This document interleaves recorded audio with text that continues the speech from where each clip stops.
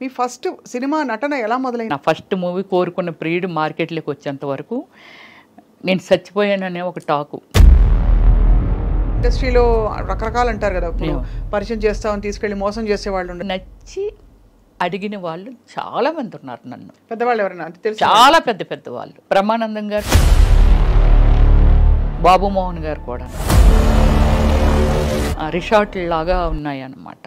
అక్కడ తీసుకెళ్లారు. వీడు నన్ను అసలు వదలట్లేదు, వీడు లాగించేస్తున్నాడు. చాలా ఇది వింటేనే అసలు నాకు టెన్షన్ వచ్చేస్తుంది.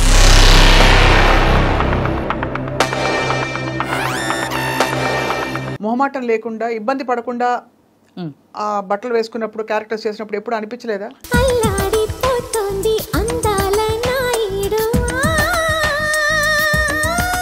ఈరోజు మీరు చూస్తున్నారు చాలా ఈవెంట్స్కి ఒక హీరోయిన్ వెళ్ళాలంటే ఒంటి మీద బట్టలు కూడా లేకుండా వెళ్తున్నారు. అంటే ఇప్పుడు శ్రీరెడ్డి అనే ఒక వ్యక్తి ఉంది, ఆమె పర్సనల్ లైఫ్. అవునంతే, తను ఆమె ఎలా ఉండాలని డిజైన్ చేసుకుందో అందులో వెళ్ళిపోతుంది. నన్ను వాళ్ళు వేధించారు, వీళ్ళు వేధించారు, వీళ్ళు పడుకోమన్నారని. సినిమా ఫీల్డ్లో అంటే not only field, any place pressure ఉంటుంది. సెక్సువల్ ప్రెజర్ అవ్వ. నేను బిఎఫ్లు చేయలా, నాకు ఆఫర్లు వచ్చి నేను చేయలా. వచ్చాయా ఆఫర్లు? అయ్యో నేను చెయ్యను. లాయర్ని పెట్టి మరీ వాయించాను తెలుసండి, చాలా ఫోర్స్ ఉండేది నా మీద. లీడ్ క్యారెక్టర్స్ చేశారు కదా మీరు? ఎస్. అండ్ ఆ తర్వాత you shifted to character roles, లేకపోతే ఇలా supporting main roles, lead role చేస్తూ కృష్ణ గారితో కూడా హీరోయిన్ చేశాను. ఎవరు నేను అనేసి మూవీ చేశాను. తర్వాత పునీత్ రాజ్ కుమార్తో చేశాను, తర్వాత రమేష్ అరవింద్తో చేశాను. ఇవాళ మీరు ఎంత ప్లెయిన్గా, అంటే ఒక హీరోయిన్కి ఉండేవంత, ఒక సినిమా స్టార్కి ఉండే ఇది లేకుండా. అంటే ఫస్ట్ నుంచి ఏమిటంటే నేను ఇంటర్నేషనల్ మోడలింగ్ చేశాను. నేను బ్రిట్నీ స్పియర్కి నేను ఫస్ట్ ప్లేస్లో వచ్చానండి. నా కైండ్ ఆఫ్ యాక్టర్స్ ఎవరు సినిమా మేకింగ్ చేసిన వాళ్ళు ఇంతవరకు లేరు. కథ, స్క్రీన్ ప్లే, డైరెక్షన్, ప్రొడ్యూసింగ్ అన్నీ నేనే చేసుకొని సినిమాని కూడా రిలేట్ చేయగలిగాను అని అంటే so world wise very famous అయిపోయాను ఓమల్లి తర్వాత. ఎంత హైయెస్ట్ రెమ్యూనరేషన్ ఎప్పుడు అందుకున్నారు? ఆర్యభట్టకండి, దానికి అందుకున్నాను. దానికి వచ్చి 15 lakh ఇచ్చారు నాకు. ఐటమ్ సాంగ్ చేస్తే 10 lakh. మీరు చాలా మంది కమెడియన్స్ పక్కన వేశారు. All comedians. బట్ ఎక్కడో ఒక చోట చదివాను, మీకు చిన్నప్పుడే పెళ్ళయ్యి తర్వాత మీరు విడిపోయారు. ఇప్పుడు అతని వల్ల తప్పలేదు, నేను ఎందుకు సఫర్ చేయాలి? నాకు నాకు భయము, ఎంత భయం అంటే లవ్ అంటారు, డేట్ అంటారు, వెనకాల పడతారు. కానీ మీ మేనమావ గారా? అయ్యన్న పాత్రుడు మేనమావ గారు. నా ఓన్ బ్రదరే ఉన్నారు టీడీపీలో. మరి మీరు వైసీపీలోకి రావడం ఏంటి?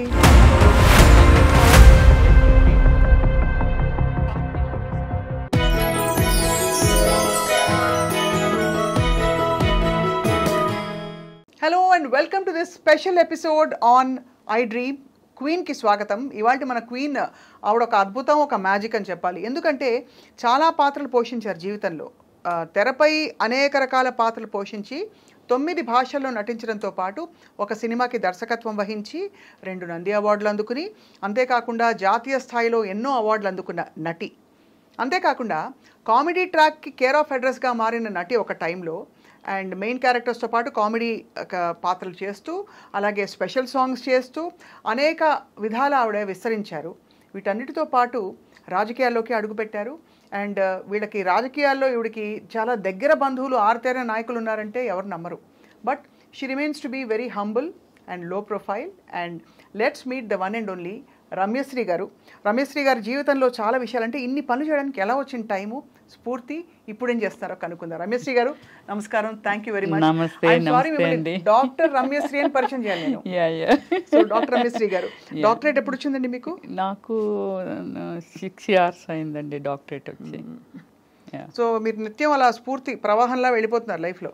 అంటే నాకు ఏం లేదు స్వప్న గారు, చిన్నప్పుడే అంటే కొంచెం మెచ్యూరిటీ వచ్చిన తర్వాత కొంచెం సర్వీస్ అంటే ఎవరైనా బెగ్గర్స్ కానీ, అంటే మన చిన్నప్పుడు మేము చూసిన అంటే విలేజ్ బ్యాక్గ్రౌండ్లో పెరిగాను నేను. అమ్మమ్మ వాళ్ళ ఇంట్లో పెరిగాను. నా ఫ్యామిలీ అంతా విశాఖపట్నం, కానీ నేను మాత్రం నా గ్రాండ్మా ఇంట్లో పెరిగాను అనమాట.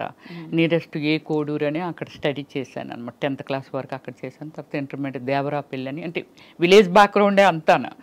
సో ఆ చిన్నప్పుడు ఏమిటంటే ఈ బెగ్గర్స్ వాళ్ళు మన ఇంటికి వచ్చి అడుక్కోవటం ఇలా ఉంటుంది కదా, అలాంటి వాళ్ళకి హెల్ప్ చేయడం.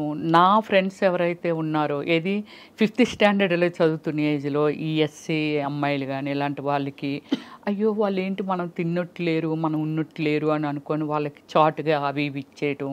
అంటే ఉంది, అది నాకు చిన్నప్పుడే ఉంది. బట్ దాన్ని అలా పెరుగుతుండే కొలది తర్వాత నా అంతలు నేను డెవలప్ అయ్యి నేను సెక్యూర్డ్గా ఉన్న టైం నుంచి బాగా ఎక్కువ చేశాను. ఒక 13 years నుంచి ఈ సోషల్ సర్వీసుల్లో ట్రావెలింగ్. సో సోషల్ సర్వీస్ అనేది ఒక పెద్ద, అదొక complete mind set. But before that మీ సినిమాలు చాలా ఇంట్రెస్టింగ్, మీరు వేసిన క్యారెక్టర్స్. మీ ఫస్ట్ సినిమా నటన ఎలా మొదలైంది అసలు? అంటే యాక్చువల్లీ నేను ఎక్కువ బుక్స్ స్టడీ చేసేదాన్ని. స్టడీ చేసినప్పుడు ఈ నవల్స్ ఇవన్నీ చదువుతుండేదాన్ని. నెక్స్ట్ మంచి మంచి మన ఎండమూరి వీరేంద్రనాథ్ గారు అలాంటివన్నీ నవల్స్ అవి అలా చూస్తుండేదాన్ని. అప్పుడు నాకు, నేను చిన్నదాన్నే, ఏది 6th స్టాండర్డ్ చదివినప్పటి నుంచే ఈ పిచ్చి నాకు బాగా.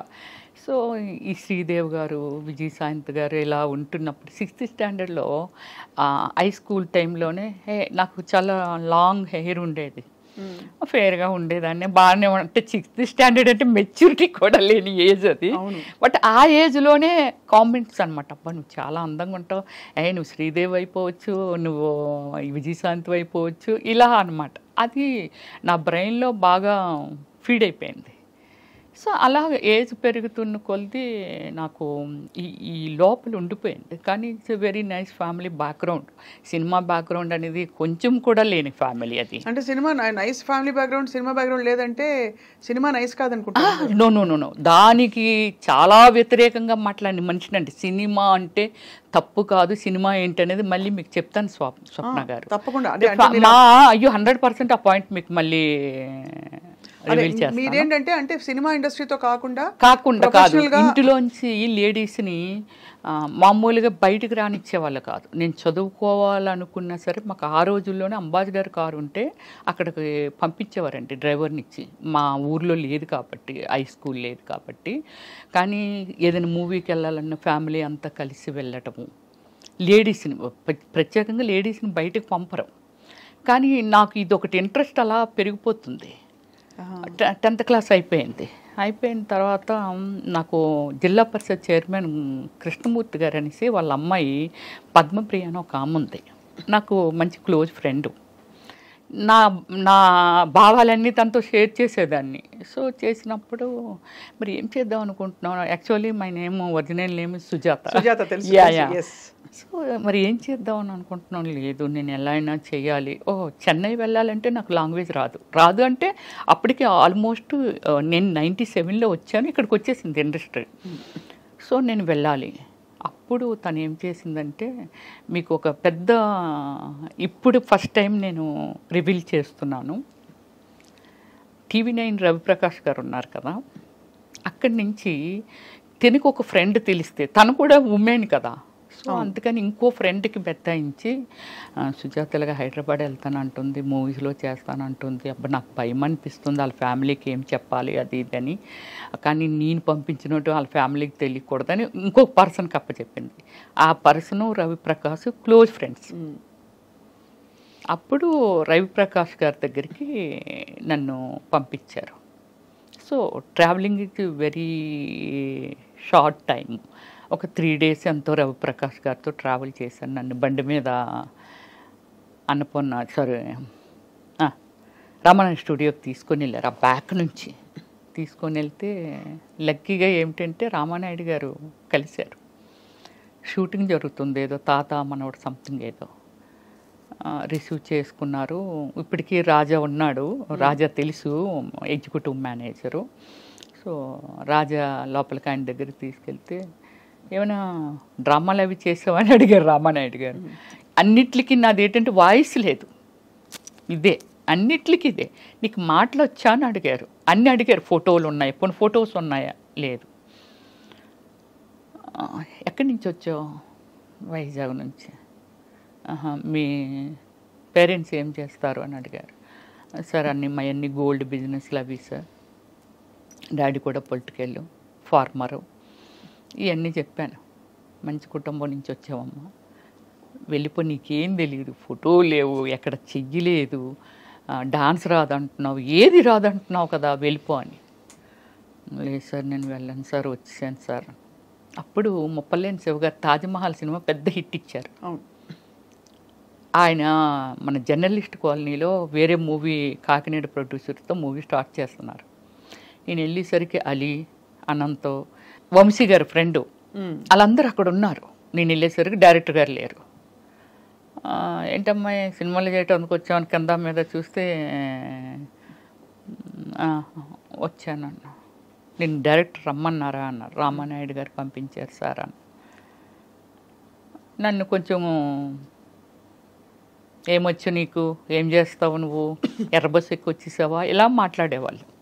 బట్ నాకు అప్పుడు దాన్ని కొంచెం సీరియస్గా తీసుకొని ఫీల్ అయిపోయేంత ఏం లేదు. నేను ఇంకా ఫస్ట్ టైం ఎంట్రీ కదా, అలాగే ఉంటుందేమో అనుకున్నాను. డైరెక్టర్ గారు వచ్చారు. వచ్చి ఒక బ్లైండ్ సీన్ నాకు ఇచ్చారు. అంటే ఒక పెళ్లి కొడుకు, వాళ్ళలోనే పెళ్లి కొడుకు, నా వెనకాతలో ఒక ముగ్గురు వాళ్ళనే నిల్చోబెట్టి పెళ్లి చూపులకు వచ్చారు, నీకు ఇష్టం లేదు, నువ్వు బ్లైండ్ లాగా నటించాలి, కాలు తనుకొని ఎత్తేయాలి అన్నారు. సార్ కప్పు పగిలిపోద్ది అన్న. పర్లేదు, పగిలిపోతే కొనుక్కుంటాంలో, నువ్వు చెయ్యి అన్నారు. అంటే అప్పటికి మీరు ట్యూనింగ్లో ఉన్నారు, యాక్టింగ్ అంటే ఇలా ఉంటుంది అని? లేదు, అసలు నాకు తెలీదు, చేసేసాను అంతే. చేసేసాను. అంటే కప్పు పగిలిపోయినా పర్వాలేదు అన్నారుగా, చేశాను. బట్ వెంటనే ఆయన కోరుకున్న ప్రీడ్ మూవీ స్టార్ట్ చేశారు. వితిన్ 15 డేస్లోనేదో. యు బిలీవ్ స్వప్న గారు, త్రోట్ క్యారెక్టర్, సాంగ్స్లోను అన్నిటిలోనూ మంచి క్యారెక్టర్ ఇచ్చారు. గ్రేట్. 13 డేస్. అప్పుడు నాకు 24,000. ఎప్పుడు? 1997లో. ఎక్కువే. నీకు అంత రెమ్యునరేషన్ ఇచ్చారని. కానీ ఎక్కడ ఫస్ట్ టైం చేస్తున్నానని ఫీలింగ్, నాకేం కెమెరా ఉంది అది ఉంది ఏం లేదు స్వప్న గారు. అలా చేసుకుంటూ వెళ్ళిపోతున్నాను. మీతో కూడా ఎవరు వచ్చారు రమేశ్రీ గారు? ఎవరు రాలా. మీరు ఒక్కరే? ఎలా ఒక్కదాన్ని వచ్చాను. మాది గోల్డ్ షాప్స్ కదా, మా షాప్లో అప్పారావు అని శ్రీకాకుళం అబ్బాయి వర్క్ చేసేవాడు. వాళ్ళ సిస్టర్ ఇక్కడ ఉంది, ఏది మన చందానగర్లో. అక్కడికి వచ్చిన తర్వాత చూడండి, రవి తీసుకెళ్ళారు కదా, తీసుకెళ్ళి కొన్ని రోజులు మాట్లాడి అన్నీ చేసిన తర్వాత, అక్కడ మాట్లాడిన తర్వాత అబ్బాయి మా ఇంటికి, అంటే వీళ్ళు హైదరాబాద్ నుంచి శ్రీకాకుళం వచ్చి మా గోల్డ్ షాప్ గోల్డ్ కొనుక్కున్నందుకు వచ్చి మా ఇంటికి వచ్చారు. వాళ్ళ ట్రైన్ లేట్ నైట్. సరే భోంచేసి వెళ్ళిపోతారు, రమ్మనమ్మ అని చెప్పి భోజనానికి పిలిచారు. అప్పుడు వాళ్ళ దగ్గర నేను నెంబర్ కొట్టేశాను. ఏంటి? ల్యాండ్లైన్. సెల్లెలు లేవుగా అప్పుడు. అవును, అంతే కదా. ల్యాండ్లైన్ ఇచ్చారు. ఆ తర్వాత అన్నారు వాళ్ళ ఇంట్లో ఉండొచ్చు, నెంబర్ మారిపోవచ్చు, ఎంత డేట్తో వచ్చేసేవారు. రవి గారి దగ్గర నుంచి మళ్ళీ అక్కడికి వెళ్ళిపోయాను. ఆ నెంబర్ ఉందిగా, నెంబర్ కొడితే ఇక్కడమ్మ చందానగర్లో ఉన్నాం మేము, అయ్యో మీరు హైదరాబాద్ వచ్చారా ఏంటమ్మా, రా మా ఇంటికి రండి అని అది ఇదంటే అదే టైం అనుకొని వెళ్ళి వాళ్ళ ఇంట్లో మేబీ 15 డేస్ ఉన్నాను. ఈ మూవీ స్టార్ట్ అవుతుంది, నేను వెళ్ళడం అరోరా కాలనీ రోడ్ నెంబర్ 2లో అక్కడ హౌస్ తీసుకున్నాను. అదే నా ఫాదర్ 100%. ఇంట్లో వాళ్ళకి ఏం చెప్పారు? వచ్చి నన్ను తీసుకెళ్ళిపోవటానికి తర్వాత వాళ్ళు చెప్పారు. మరి నేను చెప్పాలిగా, అసలు నిజం చెప్పాలిగా. 15 డేస్ ఉన్నానుగా వాళ్ళ ఇంట్లో. అసలు విషయం చెప్పాను ఇలాగిలాగా. అంటే అమ్మ అదేంటమ్మా అంత పని చేసావు, మంచి ఫ్యామిలీ, అలా చెప్పకుండా రావచ్చా. వాళ్ళు చెప్పింది నాకు అసలు లోపలికి వెళ్ళట్లేదు. నాకు ఇదొక్కటే కనిపిస్తుంది. సో అది నెక్స్ట్ నేను మంచి స్పోర్ట్స్ ఉమెన్ని, కబడ్డీ, ఖోఖో, రన్నింగ్, మంచి ప్రైజెస్ కూడా వచ్చాయి. బందర్ వరకు వచ్చాను నేను. ఇక్కడికి రాలేదు, కానీ మళ్ళీ చెన్నై వెళ్ళాను, ఇట్రాలా. సో అలాగేమిటంటే వాళ్ళ ఇంటి దగ్గర నుంచి మా పేరెంట్స్కి వాళ్ళు ఫోన్ చేశారు. చేస్తే మా ఫాదరు బ్రదర్ వచ్చి చాలా సీరియస్ అయ్యారు. ఏం చేశారు? మీకు చెప్పకుండానే వచ్చేసాను, మీరు తీసుకెళ్ళా మరలా వచ్చేస్తాను. ఇదే నా ఆన్సర్, ఇదే ఉంది వాళ్ళ దగ్గర. వాళ్ళు ఏం చెప్పినా ఏం చేసినా. అప్పటికి మీరు మేజరే కదా? అప్పుడెక్కడ మేచినప్పుడే 16 నా ఏజ్ అప్పటికి. 16 16 కాకపోతే బాగా బొద్దుగా ఉండేదాన్ని. అప్పట్లో హీరోయిన్లు అందరూ కొంచెం మెయిన్ క్యారెక్టర్స్ వాళ్ళు కూడా యంగ్ గా ఉండేవారు, లావుగా ఉండేదాన్ని. సో అప్పుడు డాడీ వాళ్ళు చెప్పినా ఏం చేసినా నేనైతే రాను అంటే అనకూడదు ఆ వాడు. మా అమ్మ ఎవరైనా అడిగినా చేసినా నా ఫస్ట్ మూవీ కోరుకున్న ప్రియుడు మార్కెట్లోకి వచ్చేంత వరకు నేను చచ్చిపోయాననే ఒక టాకు. రియల్లీ అంటే అంత ప్రెస్టేజింగ్గా ఫీల్ అయ్యారు. ఒక ఫ్యామిలీ నుంచి చేయకుండా వెళ్ళడము ఇదంతా అనేది. ఆడపిల్ల వెళ్తే కంగారు పడతారు కదండి. కానీ మిమ్మల్ని మీరు ఎలా సంభాళించుకున్నారు అప్పట్లో? అంటే ఇండస్ట్రీలో రకరకాలు అంటారు కదా, ఇప్పుడు పరిచయం చేస్తామని తీసుకెళ్ళి మోసం చేసే వాళ్ళు ఉండొచ్చు. ఇండస్ట్రీలో చాలా మంది ఇలాగా, అంటే ఇవన్నీ వినడమే మనం. అవును. కానీ అఫ్ కోర్స్ చాలా మంది గొప్ప నటీమణులు, గొప్ప సక్సెస్ఫుల్ అయిన ఆర్టిస్టులు 100 మంది ఉన్నారు, 1000 మంది ఉన్నారు. మీ ఎక్స్పీరియన్స్ ఏంటి రమ్యశ్రీ గారు? నేను స్వప్న గారు ఫస్ట్ నుంచి సమ్ లైక్ వెరీ లిమిటెడ్ ఉమెన్ని, ఇన్ని లాంగ్వేజెస్, ఒక 400 పైన మూవీసు, ఇన్ని చేసి ఇన్ని జాతీయ అవార్డులు, స్టేట్ అవార్డులు, is a dare and dash. నా కైండ్ ఆఫ్ యాక్టర్స్ ఎవరు సినిమా మేకింగ్ చేసిన వాళ్ళు ఇంతవరకు లేరు. కథ, స్క్రీన్ ప్లే, డైరెక్షన్, ప్రొడ్యూసింగ్ అన్నీ నేనే చేసుకొని సినిమాని కూడా రిలేట్ చేయగలిగాను అని అంటే so world wise very famous అయిపోయాను ఓమల్లి తర్వాత. అందరూ రవివర్మ పెయింటింగ్స్ అన్నారు కానీ నేనని ఎవరు అనలేదు. అమ్మాయి కాదు రవివర్మ పెయింటింగ్స్ అని. పెద్ద పెద్ద రాసి మూవీస్ నరసింహరావు గారు కానీ, రామానాయుడు గారు కానీ, పెద్ద వాళ్ళు అందరూ అన్నారండి. రాఘవేంద్రరావు గారు కూడా ఆ పోస్టర్లు చూసి అమ్మాయి కాదు పెయింటింగ్స్ అవి అని వాళ్ళంట. అంటే పబ్లిసిటీకి పెయింటింగ్ చేయించని అనుకున్నారు. అదే కానీ అంత సమర్థత ఉంది. అంత హార్డ్ వర్క్. 17 వయసులో ఎవరు మంచి ఎవరు చెడు విచక్షణ ఎలా? అసలు ఏమి జీరో నాలెడ్జ్. ఎవరైనా వచ్చి గబుక్కుమని రామ్మ తీసుకెళ్తా నిన్ను ఆ ఫలానా డైరెక్టర్ దగ్గరికి, అవి కూడా ఎక్స్పెక్ట్ చేశాను నేను. అంటే డైరెక్టర్స్ దగ్గరికి, ప్రొడ్యూసర్ దగ్గరికి అని కాదు, కానీ ఈ నాకు కోరుకున్న పీరియడ్ జరుగుతున్నప్పుడే ఒక 3-4 సినిమాలు, అంటే లొకేషన్కు వాళ్ళు వీళ్ళు వస్తూ ఉంటారు కదా. నా టార్గెట్ ఏంటంటే ఏదో అయిపోవాలి, పెద్ద స్టార్ అయిపోవాలని ఒక టార్గెట్ ఉంది. సో దానికోసం అంటే నాకు ఇంకేం కనిపించేది కాదు. చాలా సీరియస్గా ప్రతిదీ నేర్చేసుకోవటం. డ్యాన్స్ స్కూల్ ఎక్కడ ఉంటుంది, యాక్టింగ్ ఎక్కడ నేర్చుకోలేదు స్వప్న గారు. డ్యాన్స్ స్కూల్ ఎక్కడ ఉంటుంది, అద్దంలో నేనే చూసుకొని ఇలాగైతే ఎలా అందంగా ఉంటాను. Self makeup only Ramyakrishna and Ramyasri only. అప్పుడు అలాగైనా వాళ్ళు. సిల్క్ స్మిత కూడా ఫేస్ ఇచ్చి మేకప్ చేయించుకునేది, కానీ రమ్యకృష్ణ గారు సెల్ఫ్ మేకప్ చేసుకునే వాళ్ళంట. నేను మాత్రమే సెల్ఫ్ మేకప్ చేసుకునేదాన్ని. అంటే ఒక డెడికేషన్తో నాకేం కావాలనే దాని మీద ప్రయాణం చేశాను. కానీ ఒక్కసారి మాత్రము నాకు ఈ ఏమిటి అమీర్పేటలో ఒక బట్టల షాప్ ఉండేదండి. అది చాలా ఉన్నాయి, వెరీ ఫేమస్ అండి అది. అప్పట్లో వెరీ ఫేమస్ ఆ షాపు. దానికి యాడ్ చేయాలంటే వాళ్ళు బెంగళూరు నుంచి వచ్చారు. షాపర్ షాప్ యాడ్ చేయాలి వచ్చారు, పిలిచారు. అప్పుడు నాకు కారు ఉంది, అప్పుడప్పుడే కొనుక్కున్నాను జెన్ కారు. నాకు డ్రైవ్ రాదు అప్పుడు. సో మా కారు ఉంది రండి అని. నాకు ఈ ఏరియాస్ ఏవి తెలియవు హైదరాబాద్లో. వాళ్ళు తీసుకెళ్తున్నారు. ఇప్పుడు ఆ ఏరియా ఏమిటనేది నేను ఇప్పుడు చెప్పగలను. చందానగర్కి మన అమీర్పేటకి మధ్యలో ఉంటుందండి. అది ఏమిటో అక్కడ రిసార్ట్ లాగా ఉన్నాయన్నమాట. అక్కడ తీసుకెళ్ళారు. వాళ్ళు ఒక 10 మెంబర్స్ వచ్చారు, నేను ఒక్కదాన్నే. వెళ్ళి అవి ఇవన్నీ మాట్లాడుతున్నారు. వాళ్ళు డ్రింక్ ప్రిపేర్ చేశారు, నాకు అలవాట్లేదు. వాళ్ళు బీర్లు, అయ్యో మాకు అలవాట్లేదంటే మేము బీర్లు మాత్రమే తీసుకుంటాం, హార్డ్ డ్రింక్ అది తీసుకోము. బీర్లు అలా టైం అయింది. ఎంత అయింది? 9:30 అయింది. నన్ను డ్రాప్ చేసేయండి వెళ్ళిపోతాను అని అన్నా.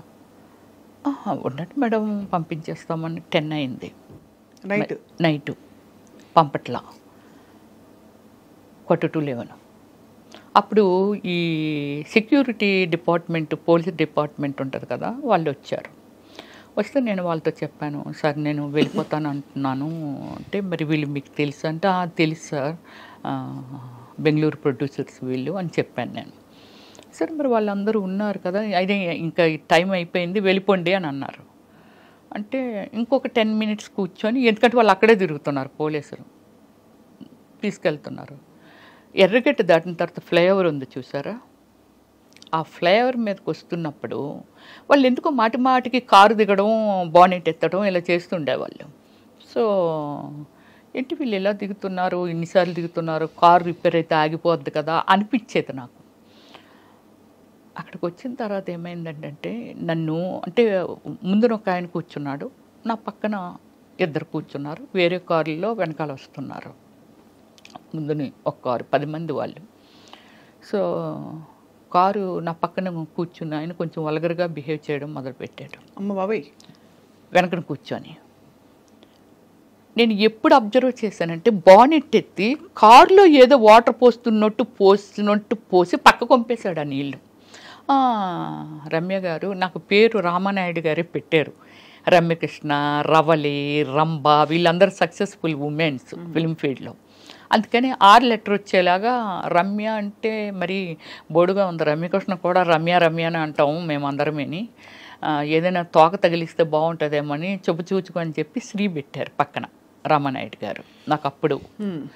సో వెళ్ళి వీడు చాలా వల్గర్గా బిహేవ్ చేస్తున్నాడు, చాలా చాలా చాలా ఓవర్ అయిపోతుంది అది. అప్పుడు నేనేం చేశానంటే, నా సైడ్ డోర్ ఉంటుంది కదా, ఆ డోరు ఇలాగ ఓపెన్ చేసేటప్పటికి ఓపెన్ అయిపోతే ఈ కాలు ఇలాగ అడ్డు పెట్టి కిందకు దూకిటందుకే. మీరా? నేనే. వీడు నన్ను అసలు వదలట్లేదు, వీడు లాగించేస్తున్నాడు. ఈ కాలు అలాగే వెళ్తుందండి, కాలు చాలా వరకు అరిగిపోద్దా అని అనుకున్నాను. ఆ రోజు లక్కీగా ఏంటంటే షూ వేసుకున్నానంటే నేను, ఇలా తోసుకెళ్తుంది కాలు. ఎదురుగా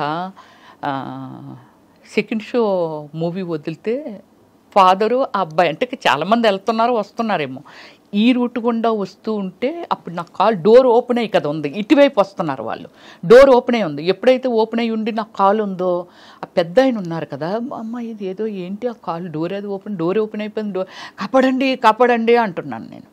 అండ్ మీ పక్కన వాడు ఇబ్బంది పెడుతున్నాడు, ఇబ్బంది పెడుతున్నాడు. అంటే వీళ్ళు ఏం చేశారంటే, నా ముందు వెళ్ళిన కారు కొంచెం ముందుకెళ్ళిన తర్వాత యూటర్న్ తీసుకుంటే వాళ్ళు కథలు చెప్తున్నారు, ఏమండి ఇప్పుడు మీ ఇంటికి వెళ్ళట్లేదు, మా ఫ్రెండ్ ఒకడు ప్రాబ్లం పడ్డాడు, వాడి దగ్గరికి వెళ్ళి తర్వాత మీ ఇంటి దగ్గర దిగబెడతామండి అని ఇవన్నీ చెప్తున్నారు. మీకు తెలిసిపోతుంది? నాకు అర్థమైపోతుంది వాళ్ళు మాట్లాడుతున్న మాటలు. కారు అంటాడు, నీళ్ళేం పక్క నుంచి బానెట్ ఎత్తే గ్యాప్ ఉంటుంది కదండి, ఆ గ్యాప్లోంచి కనబడుతుంది, పక్కనే వేసేసాడు, బానెట్లో వేసాను, హీట్ ఎక్కిపోయింది అంటాడు, ఏదో చెప్పేస్తున్నారు.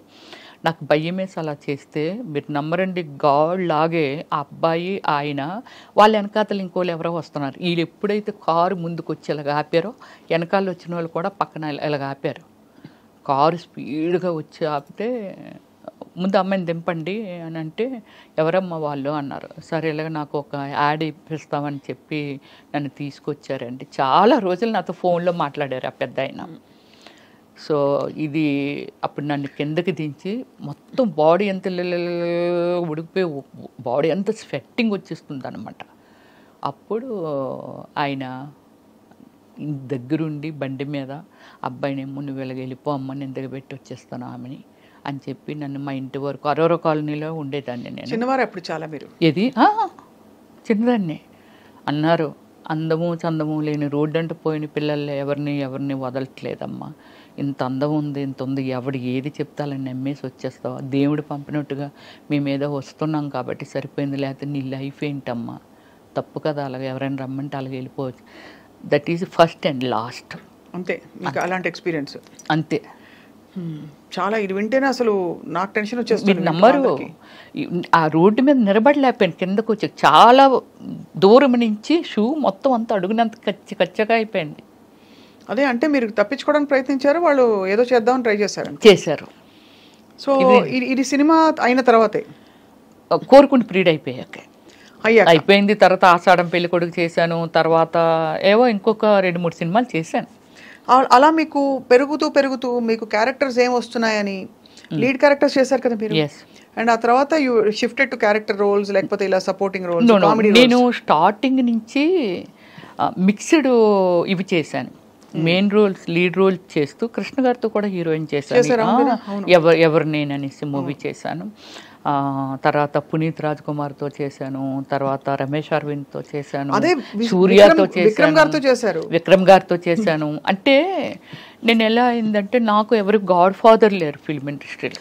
అందుకని చాలా ఆశ్చర్యం గారు, మీరు ఎలా నిలదొక్కున్నారు? గాడ్ ఫాదర్ లేరు. ఇంతవరకు ఎన్ని టైమ్స్ చెప్పినా బిలీవ్ చేయగలరా లేదనేది ఇంతవరకు కాంట్రవర్సీ లేదు నా లైఫ్. వెరీ డీసెంట్ అనమాట. ఎవ్వరూ మిమ్మల్ని ఏ టైంలో కూడా ఇబ్బంది పెట్టలేదు అయితే? లేదు. ఇలాంటి సిచ్యువేషన్ ఒకసారి ఎవడో సంథింగ్ అంటే ఇండస్ట్రీలోనే మీకు రకరకాల మనుషులు ఉంటారు కదా, చాలా గొప్పగా పెద్ద మనుషులు చాలా మంది ఉన్నారు. ప్రతి ఇండస్ట్రీలో ఉంటుంది. ఈ ఇండస్ట్రీలో ఏంటంటే కొంచెం రూల్స్ అవి రిలాక్స్డ్ గా ఉంటాయి కాబట్టి వాతావరణాలు కూడా అలా ఉంటాయి, లేట్ నైట్స్ ఉంటాయి. మరి అలాంటప్పుడు మీరు ఇబ్బంది పడకుండా రావడం అనేది చాలా పెద్ద. అంటే నేను ఫస్ట్ నుంచి ఒక టీంని మెయింటైన్ చేసేదాన్ని. తక్కువ టైంలో సాగర్ గారు డైరెక్టర్ గారు ఇప్పుడు మన ఈ లోకంలో లేరు. ఆయన నేను వసేనా మరదల మూవీ చేశాను, రామ్ సక్కనోడు సుమన్ గారితో చేశాను. అప్పుడు కన్నడలో ఆయనే నన్ను ఇంట్రడ్యూస్ చేశారు, అమర్ అక్బర్ అంతోని మూవీ అని. ఇంద్రజ నేను దానికి సుమన్ గారు కాదు, మన సాగర్ గారు డైరెక్టరు పరిచయం చేశారు. సో ఆ సినిమా తర్వాత అనుకోకుండా చాలా కన్నడలో నేను చేసిన మూవీస్ అన్నిటి అన్ని 100 days. కానీ ఇవాళ మీరు ఎంత ప్లెయిన్ గా, అంటే ఒక హీరోయిన్ కు ఉండే అంత ఒక సినిమా స్టార్ కు ఉండే ఇది లేకుండా హంగులు ఇంకేం చెప్పాలి, చాలా డౌన్ టు ఎర్త్ గా ఉన్నారు. సో ఏం లేదు స్వప్న గారు, అంటే కొంచెం పీస్ఫుల్గా ఎండ్ ఆఫ్ ద డే నన్ను నేను చూసుకుంటే నేను ఉండాలి అనే ఒక డ్రీమ్ ఉన్న గర్ల్ని నేను. చాలా పీస్ఫుల్గా ఉండాలి, డీసెంట్గా ఉండాలి. ఇప్పుడు ఒకటి మాట్లాడుతాను, నేను పొలిటికల్ లేక వచ్చాను అనుకుందాం. పొలిటికల్ లేక ఎందుకు వచ్చాను అంటే నాకు ఒక డ్రీము. అవును, ఏదైనా ఒకటి అచీవ్మెంట్ సాధించామనంటే దేనిలోనైనా సాధించవచ్చు.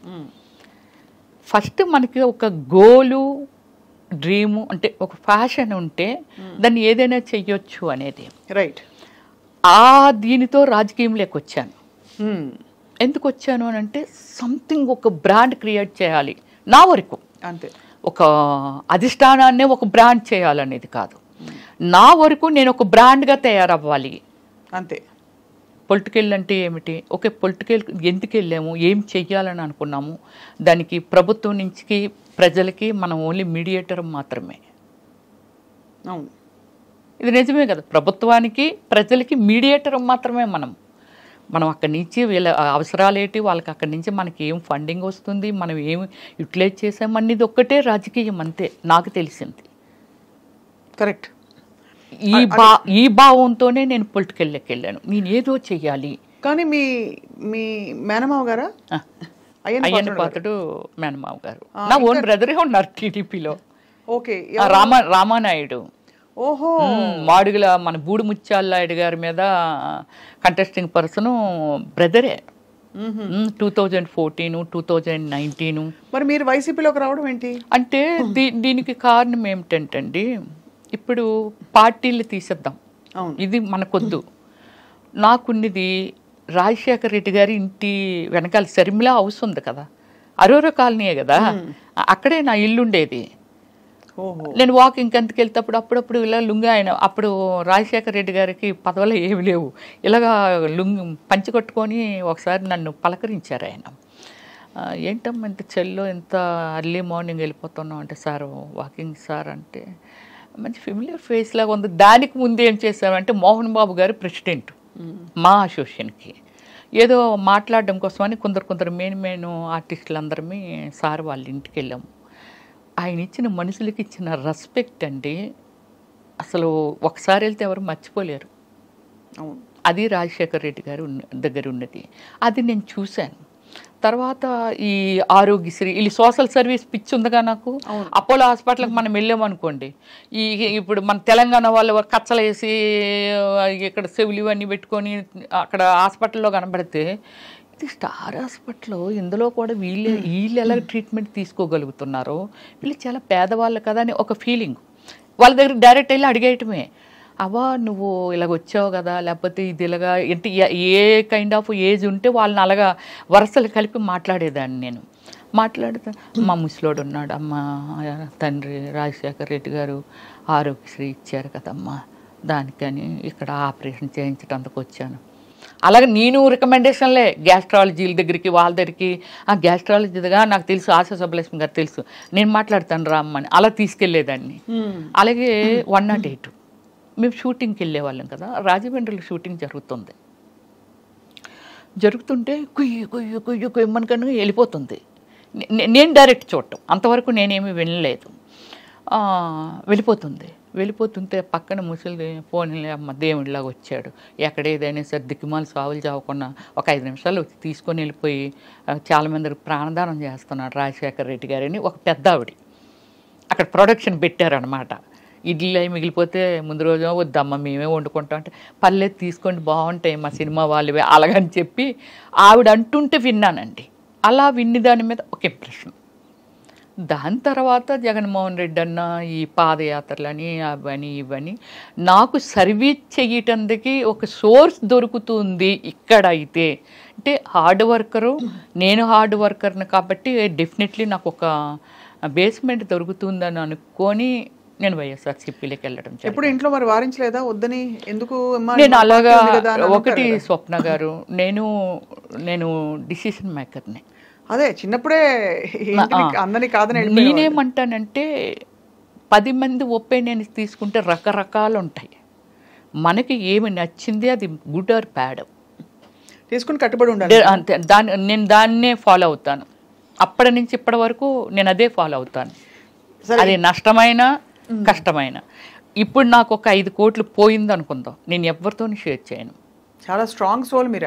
డెఫినెట్లీ. ఎందుకంటే మీరు చిన్నప్పుడు మొదలు పెట్టారు, అది కోరుకున్న పీరియడ్ నుంచి మొదలుపెట్టి ఎన్ని సినిమాలు ఉంటాయి రమేష్ గారు? 400 అబౌవ్ ఇన్ 9 లాంగ్వేజెస్. ఆ మిగతా భాషల్లోకి ఎలా మీరు అలా వెళ్ళిపోయారు? అది నాకు ఏమిటంటే ఫస్ట్ ఇప్పుడు సోషల్ మీడియా వచ్చింది, నాకు ఫస్ట్ నుంచి ఏమిటంటే ఫేస్బుక్ మెయింటైన్ చేయడం ఓన్గానే. ఫేస్బుక్ వరల్డ్ వెళ్ళిపోయేది. నాకు లేని కంట్రీలో ఫ్యాన్స్ లేరు. బ్రెజిల్, పాకిస్తాన్, యుఎస్ఏ, యూకే, ఇంక ఇవే వేరే బ్రెజిల్లో అయితే 80 మంది ఉన్నారండి నాకు నా ఫ్యాన్స్. అంటే ఫస్ట్ నుంచి ఏమిటంటే నేను ఇంటర్నేషనల్ మోడలింగ్ చేశాను. నేను అది కూడా చేశారు. బ్రిట్నీ స్పైర్కి నేను ఫస్ట్ ప్లేస్లో వచ్చానండి. Eyes and nose and lips నాకు. ఎక్కడ దేనికి? అది ఏ పోటీ? గ్లామర్ ఉంటుంది కదా, body language, eyes and lips and skin measures ఇవన్నీ ఉంటుంది కదా, వాళ్ళకి అవన్నీ కావాలి. దానిలో నేను ఫస్ట్ ప్లేస్లో వచ్చాను. నేను ఏ సంవత్సరం అండి? 2004 అండి. సో ఊరికే పాటలు రాశారు మీరు? ఇంకోటి వినాలి, బుక్లో వచ్చాను కవర్ పేజ్లో. ఓహో, ఇంకా ఉంది, నా ఫోన్లో ఉందండి. అంటే ఎంత అచీవ్మెంట్ ఉంది. కానీ నేను ఏమిటంటే దాన్ని పబ్లిక్ అని కాదు. నేను అప్పుడులో మనకి ఏముండేది, పేపర్స్, ప్రెస్, అంతే కదా. ఎంతోమంది అన్నీ కవర్ పేజీలే, బ్యాక్ కవర్ పేజీ ఇటు పక్క. ఒకవేళ బ్యాక్ కవర్ పేజ్ చిరంజీవి గారు ఉన్నారు అనుకో, ఫ్రంట్ కవర్ పేజీ రమేశ్వరి. బ్లోఫ్లో నేను ఉన్నాను అనుకో, పవన్ కళ్యాణ్ ఫ్రంట్ పేజీ. ఇలాగ అన్ని మెయిన్ ఇవే. ఇవి ఉన్నాయా మీ దగ్గర? ఇంకా కాపీ ఉన్నాయా? తప్పకుండా. మీరు ఒక్కసారి చేస్తామంటే స్క్రీన్ మీద అలా వెళ్ళొచ్చండి. అన్ని కవర్ పేజీలు అండి, లోపల ఎక్కడ ఏముండవు. కానీ అంత క్రేజ్ ఉన్న మీరు సడన్ గా మళ్ళీ సామాన్యమైన, ఇప్పుడు ఎందుకంటే ఆ తరంలో క్రేజ్ ఉన్న హీరోయిన్లు అందరూ కూడా వాళ్ళు ఒక ఇది మెయింటైన్ చేస్తున్నారు. కానీ మీరు మాత్రం మళ్ళీ మామూలుగా మీ సామాన్యమైన స్థితికి వచ్చేసారు. ఏంటి సామాన్య స్థితి? ఆర్థికంగా చెప్పట్లేదండి, మీ గ్లామరు, స్టార్డమ్ మెయింటైన్ చేయడాలు, సర్కిల్స్ అవి లేకుండా. అంటే కారణం ఏమీ లేదండి. పొలిటికల్ అంటే నాకు కొందరు పెద్దలు చెప్పిందని కాదు, కానీ డీసెంట్గా ఉండాలి, తర్వాత నానకూడదు, ఆ వర్డ్ అదే అనుకుంటాను, అది ఉంది. అయితే ఇంకోటి నేను చెప్తాను, ఆత్మ సౌందర్యం లేనిది, ఆత్మశుద్ధి లేనిది శివ పూజలు ఎలా మనల్ని మనం శుద్ధిగా ఉంచుకున్నప్పుడే కదా ఎదుటి వాళ్ళని. ఇప్పుడు నేను గ్లామర్గా ఉన్నాను, ఆవిడ స్లీవ్లెస్ వేస్తుంది అనేది. దీనికి ఎగ్జాంపుల్ మీకు చెప్తాను. యూఎస్ఏ ఒక ఈవెంట్కి వెళ్ళాము. ఈవెంట్కి వెళ్తే అట్లాంటాలో అప్పటికే ఎప్పటి నుంచో రమ్మిశ్రీ ఎందుకు అలాంటి బట్టలు వేసుకుంటుందని అంటుండేవాళ్ళంట. ఐ డోంట్ నో, నాకు అంటే అక్కడికి వెళ్ళాక కానీ ఆ మ్యాటర్ మనకు తెలియదు కదా. సో తర్వాత అంటుండేవాళ్ళంట, చాలామంది ఏమనేవాళ్ళంట, బట్టలది ఏముంది ఇక్కడ మనం వేసుకోవట్లేదా, మనం ఉండేది ఏ కల్చర్లో ఉన్నాం. ఇది దుబాయ్లో విన్నానండి, యుఎస్ఏలో విన్నాను ఈ వర్డ్స్, సేమ్ వర్డ్స్. ఎప్పటి నుంచో తీసుకొద్దామని అనుకుంటున్నారు కానీ ఆవిడ చాలా ఫాస్ట్ ఉంటుంది బట్టలు. ఎక్కడ ఫాస్ట్ ఉంటాను, స్క్రీన్ మీద. నేను వెళ్ళిన తర్వాత అక్కడ ఎలాగ మా వాళ్ళు ఒపీనియన్ అండి, అదండి ఇదండి, అబ్బాయి ఏమి డీసెంట్ ఉన్నారు రమ్య గారు మీరు అని అంటే, ఒక ఆయనండి, అందరివి ఉన్నాం డిన్నర్ చేస్తున్నాం, ఆయన అన్నారు, చీర కట్టిన ప్రతి ఆడది పతివ్రత కాదు, వాళ్ళ డ్రెస్సింగ్ దీన్ని పెట్టి ఎవరిని ఎప్పుడు అంచనా వేయకూడదని అందరి మధ్య ఆయన మాట్లాడారు. గ్రేట్. అవును, డైరెక్ట్గా నన్ను ఉద్దేశించి ఇంకోళ్ళు ఉద్దేశించి కాదు, నా వర్షన అల్లో ఉంది ఏది ఎప్పుడో, కానీ అది ఆయన అప్పుడు ఓపెన్ చేశారనమాట అలాగా. సో అలా అంటే ఏమిటంటే ఒక డ్రెస్సింగ్ని పెట్టో లేకపోతే ఏదో పెట్టి నేను చేసిన సినిమాలు నేను ఒకటే చెప్పాను, నేను బిఎఫ్లు చేయలా, నాకు ఆఫర్లు వచ్చి నేను చేయలా. వచ్చాయా ఆఫర్లు? అయ్యో నేను చెయ్యను, లాయర్ని పెట్టి మరీ వాయించాను తెలుసండి, చాలా ఫోర్స్ ఉండేది నా మీద. ఎవరు ఫోర్స్ చేసేవారు? షూట్ చేసేవాళ్ళు ఎవరైతే దానికి స్పాన్సర్స్ ఉంటారో ఇదంతా ఉంటుంది కదండి. అంటే చాలా లాంగ్వేజెస్లో చేశాను కదా, బాగా స్ప్రెడ్ అయ్యి వరల్డ్ వైజ్ స్ప్రెడ్ అయ్యాను నేను. సో ఇలా నేను అవాయిడ్ చేస్తే నేను ఒకటే చెప్తాను, సినిమా ఎనీ ప్రొఫెషన్ దాన్ని మనం ఒక డాక్టర్ అవనియండి, లేకపోతే యాక్టర్ అవనియండి, ఇంజనీర్ అవనియండి, ఒక సివిల్ ఇంజనీర్ బిల్డింగ్ కట్టాలని అంటే అయ్యో ఎంతోమంది ట్రావెలింగ్ ఎన్నో ఇయర్స్ ఉండాలనేది తన మొత్తం అంతా తన టాలెంట్ అంతా పెట్టి చాలా నిజాయితీగా చెయ్యగలిగితేనే, లేకపోతే ఎందరో ప్రాణాలు పోతాయి. ఇలాగేమిటంటే నా ప్రొఫెషన్లో నేను వచ్చానండి, ఒక డైరెక్టర్ డ్రీమ్లో దిస్ ఈజ్ ఒక కాన్సెప్ట్ ఈజ్ వన్ ఫ్యామిలీ, ఒకరు ప్యాంట్ వేస్తారు, ఒకరు చీర కడతారు, ఒకరు షార్ట్లు వేస్తారు, డిఫరెంట్ కాన్సెప్ట్ ఈజ్ స్టోరీ. అలా మీరు వేసిన క్యారెక్టర్స్కి చాలా చోట్ల మీరు కొన్ని ఎక్స్పోజ్ చేసే బట్టలు వేసుకున్నాను. అప్పుడు అదే అంటున్నాను, నాకు డైరెక్టర్ అనే ఆయన కాన్సెప్ట్ అండి. చిరంజీవి గారైనా సరే కొన్ని సినిమాల్లో గోచి పెట్టుకొని పరిగెట్టారుగా అవసరమైతే. అంటే అడవ మనిషిలో చిన్న కట్టుకొని పరిగెట్టారు. ఎనీవన్ దాన్ని నమ్ముకొని, కళామ తల్లిని నమ్ముకొని వచ్చాము కాబట్టి, బట్ వాళ్ళకి ఏం కావాలని ఇన్పుట్ మనం ఇవ్వాలా వద్దా అంటే ఖచ్చితంగా. బట్ మీరు ఎక్కడ ఫీల్ అయ్యారు అంటే, ఫీల్ కాకుండా మొహమాటం లేకుండా ఇబ్బంది పడకుండా ఆ బట్టలు వేసుకున్నప్పుడు, క్యారెక్టర్స్ చేసినప్పుడు ఎప్పుడు అనిపించలేదా? నాకు అనిపించలేదండి, అస్సలు అనిపించలేదు. దేన్నైతే నమ్ముకొని వచ్చాను. ఈరోజు పుయిదా రమేశ్వరి అంటే మా అమ్మ నాన్న కడుపుని పుట్టి నేను అక్కడే ఎవరినో పెళ్లి చేసుకొని ఎక్కడో ఉండుంటే అంతే కదా, ఎవరికి తెలుస్తుంది రమ్యశ్రీ ఎవరు అనేది, ఎవరికి తెలుస్తుంది? ఖచ్చితంగా. అంటే నేమ్ ఫేమ్ కోసం, బట్ అయినా కూడా ఒక పెంపకం, ఒక వాతావరణంలో పెరిగినప్పుడు మీరు అన్నట్టు సినిమా ఇండస్ట్రీ లేకపోతే నేను రాను, తప్పకుండా ఇబ్బంది పడతారు. ఇబ్బంది అయినా సరే ఇష్టంగా చేశాను. ఎంతో మంది డైరెక్టర్స్ అన్నారండి, అసలు యాక్టింగ్లో కూడా కోఆపరేషన్ చెయ్యరు. రమ్య గారు ఒక క్యారెక్టర్ మీకు ఎక్స్ప్లెయిన్ చేస్తే, అది సిల్క్ స్మిత్ అని మిమ్మల్ని చూసామండి. ఆ క్యారెక్టర్ని ఎలా మోడ్ చేసేసుకోవాలి, ఎలాంటి డ్రెస్సింగ్ వేసుకోవాలి, ఎలాంటి మేకప్ వేసుకోవాలి. మేకప్ సిల్క్ స్మిత్ అది ఓన్ కాదు, కానీ everything is my self only.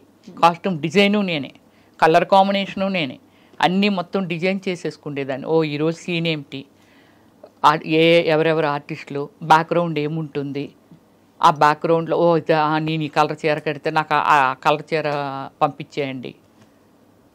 అలాగే కాస్ట్యూమ్ డిజైన్లు కూడా నేను సినిమాకి కాస్ట్యూమ్ అంతా నా పర్సనల్, అంటే నేనే డిజైన్ చేసుకున్నాను నేను. అలాగే ఆల్ మూవీస్కి నా పర్సనల్ డిజైనింగ్ అండి. సో ఎక్కువ ఇలాంటి కాస్ట్యూమ్స్ వేసిన క్యారెక్టర్స్ మీరు డాన్స్ సీక్వెన్సెస్ చేశారు, చాలా ఐటమ్ సాంగ్స్ కూడా చాలా చేశారు. ఏమైనా గుర్తున్నాయా మీకు? మీరు పాపులర్గా హిట్ అయిన సాంగ్స్? పాపులర్గా హిట్ అయినవంటే నేను సూర్యతోని శ్రీ అనే ఒక మూవీ చేశాను తమిళ్లోనే. సూర్యాది ఇప్పుడు నా ఏమి సినిమా అంటే సూర్యాది కాదు, విక్రమ్తో కూడా వన్ సాంగ్ చేశాను, యూత్. యూత్ చేశాను, రోజుకో రోజా చేశాను. ఎలా ఉండేవారు తర్వాత వాళ్ళందరూ మీతో? నాతో విక్రమ్ చాలా బాగుండేవాడు. చాలా అంటే లిమిటెడ్ పర్సన్ అనమాట. హాయ్ అంటే హాయ్, ఎర్లీ మార్నింగ్ రాగానే విచ్ చేయడం సూర్య. కానీ విక్రమ్ అది కాదు. కామెంట్ చేయడము, జోకులు వేయటము, ఇవన్నీ చాలా ఫ్రెండ్లీగా ఉండే. ఎప్పుడైనా లంచ్కో దేనికో పిలవచ్చు కదరా ఏదో చేపలు అంటే, నేను కుకింగ్ ఫేవర్ని అనమాట. అది వదలలేదు. వదలను. మటన్, గోంగూర కానీ, ఫిష్ పులుసు కానీ వెరీ ఫేమస్. ఎప్పుడో మీరు రావాలి ఇంటికి. నేను వెజిటేరియన్ అండి. అయ్యో సారీ. కానీ కాబట్టి మీరు బంగాళదుంపల వేపుడు, వెజిటేరియన్ కూడా చాలా అద్భుతంగా చేస్తాను. పప్పు ఫ్లేవర్ అయితే అసలు ఎంత అద్భుతంగా ఉంటుందంటే, తింటుంటే ఆ స్మెల్ చాలండి. అంటే పప్పు టమోటా కానీ ఎనీ లీవ్స్ యాడ్ చేసి కానీ చాలా బాగా చేస్తాను. గోంగూర పచ్చడి, పచ్చి పచ్చడి, ఇలాంటివన్నీ. కంప్లీట్గా జీవితాన్ని ఎలా స్ట్రా వేసి పీల్చేయాలని మీరు అంతేగా. కానీ చాలా మంది చెప్తారు, స్వప్న గారు మీరు స్క్రీన్ మీద చూసిన రమ్య గారికి ఇన్సైడ్ మీరు అంటే అవుట్ సైడ్ మీ అంటే బయట చూసిన రమ్య గారికి అసలు సంబంధం కూడా ఉండదు. మీరు చాలా homely and exactly. Cinema time వరకే సినిమా వదిలిస్తే నాకు ఏ లైఫ్ తెలియదండి. పబ్ లైఫ్ తెలీదు, ఫ్రెండ్స్ సర్కిల్ లేరు, తాగడం అలాంటివి ఏమీ లేదండి. అంటే ఇవన్నీ టిపికల్గా. సిల్క్ స్మిత గారిని కలిసారా మీరు? లేదు, అప్పటికే నేను వచ్చేసాను 97లో కదా నేను వచ్చాను. అప్పటికే ఆమె అవుట్ అయిపోయారు. అవును కదా, అవును కరెక్ట్. 97 అంటే కరెక్టే. మరి ఎవరెవరిని కలిసారు మీ కంటెంపరీస్? నేను సౌందర్య గారితో వర్క్ చేశాను, రమ్యకృష్ణ గారితో వర్క్ చేశాను. సౌందర్య గారితో నేను, సౌందర్య గారు అంటే ఇక్కడ తెలుగులో చేశాము. కన్నడలో ఆర్యభట్ అని నేను సెకండ్ హీరోయిన్. నాకు అవార్డు వచ్చింది, తనకు రాలేదు, నాకు వచ్చింది అవార్డు. సో ఆర్యభట్ అని రమేష్ అరవింద్ హీరో అనమాట. తను ఇట్స్ లైక్ శ్రీకాంత్ మనకి ఎలా హీరో అలా సతీ లీలావతిలో చేశారు కదా. యా. సో ఆయన మూవీ అనమాట. చాలా మూవీస్ చేసాము, ఒక 6 or 7 మూవీస్ చేసాము. చాలా ఫ్రెండ్లీగా ఉండేది. రమ్య నువ్వు అంటే మామూలు చైర్స్ వేసుకొని ఇంకా వేరే ఎక్కువ ఆర్టిస్టులు ఉంటారు కదా, మాట్లాడుకొని ఇదంతా చేస్తున్నప్పుడు నువ్వేమైనా దూదులు పెట్టుకుంటావా రమ్య? అందరూ సరదాగా డిస్కస్ చేసి నవ్వినా సరే నువ్వు నవ్వు అలా ఉండిపోతావు ఏమిటి, ఎక్కడో చైర్ వేసుకుంటావేంట్రా, నన్ను రా అనేది, ఎక్కడో చైర్ వేసుకుంటావేంట్రా అనేసి అని. నేనేమి దూదులు పెట్టుకోను, కానీ మ్యాటర్ నాది కాదు కదా, సబ్జెక్ట్ నాది కాదు. అంటే నాతో మాట్లాడో లేకపోతే నా గురించి మాట్లాడితే వింటాను. ఎవరి గురించో మాట్లాడుతున్నారు కాబట్టి అది నాకు సంబంధం లేనిది కదా. అలా నాకు అలవాటు అయిపోయింది ఫస్ట్ నుంచి. నేను అంతే, ఎవరి మ్యాటర్లోకి నేను దూరను. ఎనీ పాసిబిలిటీ స్వప్న గారు చాలా వరకు అయ్యో పాపం అనే హార్ట్ ఉంది నా దగ్గర. అయ్యో పాపం ఇలా అయ్యిందా, అయ్యో మనకి అంటే నాకు ₹1,00,000 వచ్చింది అనుకోండి. చాలా ప్లేసుల్లో నేను ఇది స్టేట్మెంట్ కూడా ఇవ్వడం జరిగింది. నాకు ఒక 1 lakh వచ్చింది, 10,000 ఈజ్ నథింగ్. ఇంకా నాకు 90,000 ఉంది. ఆ 10,000 సాక్రిఫికేషన్ చేస్తాను.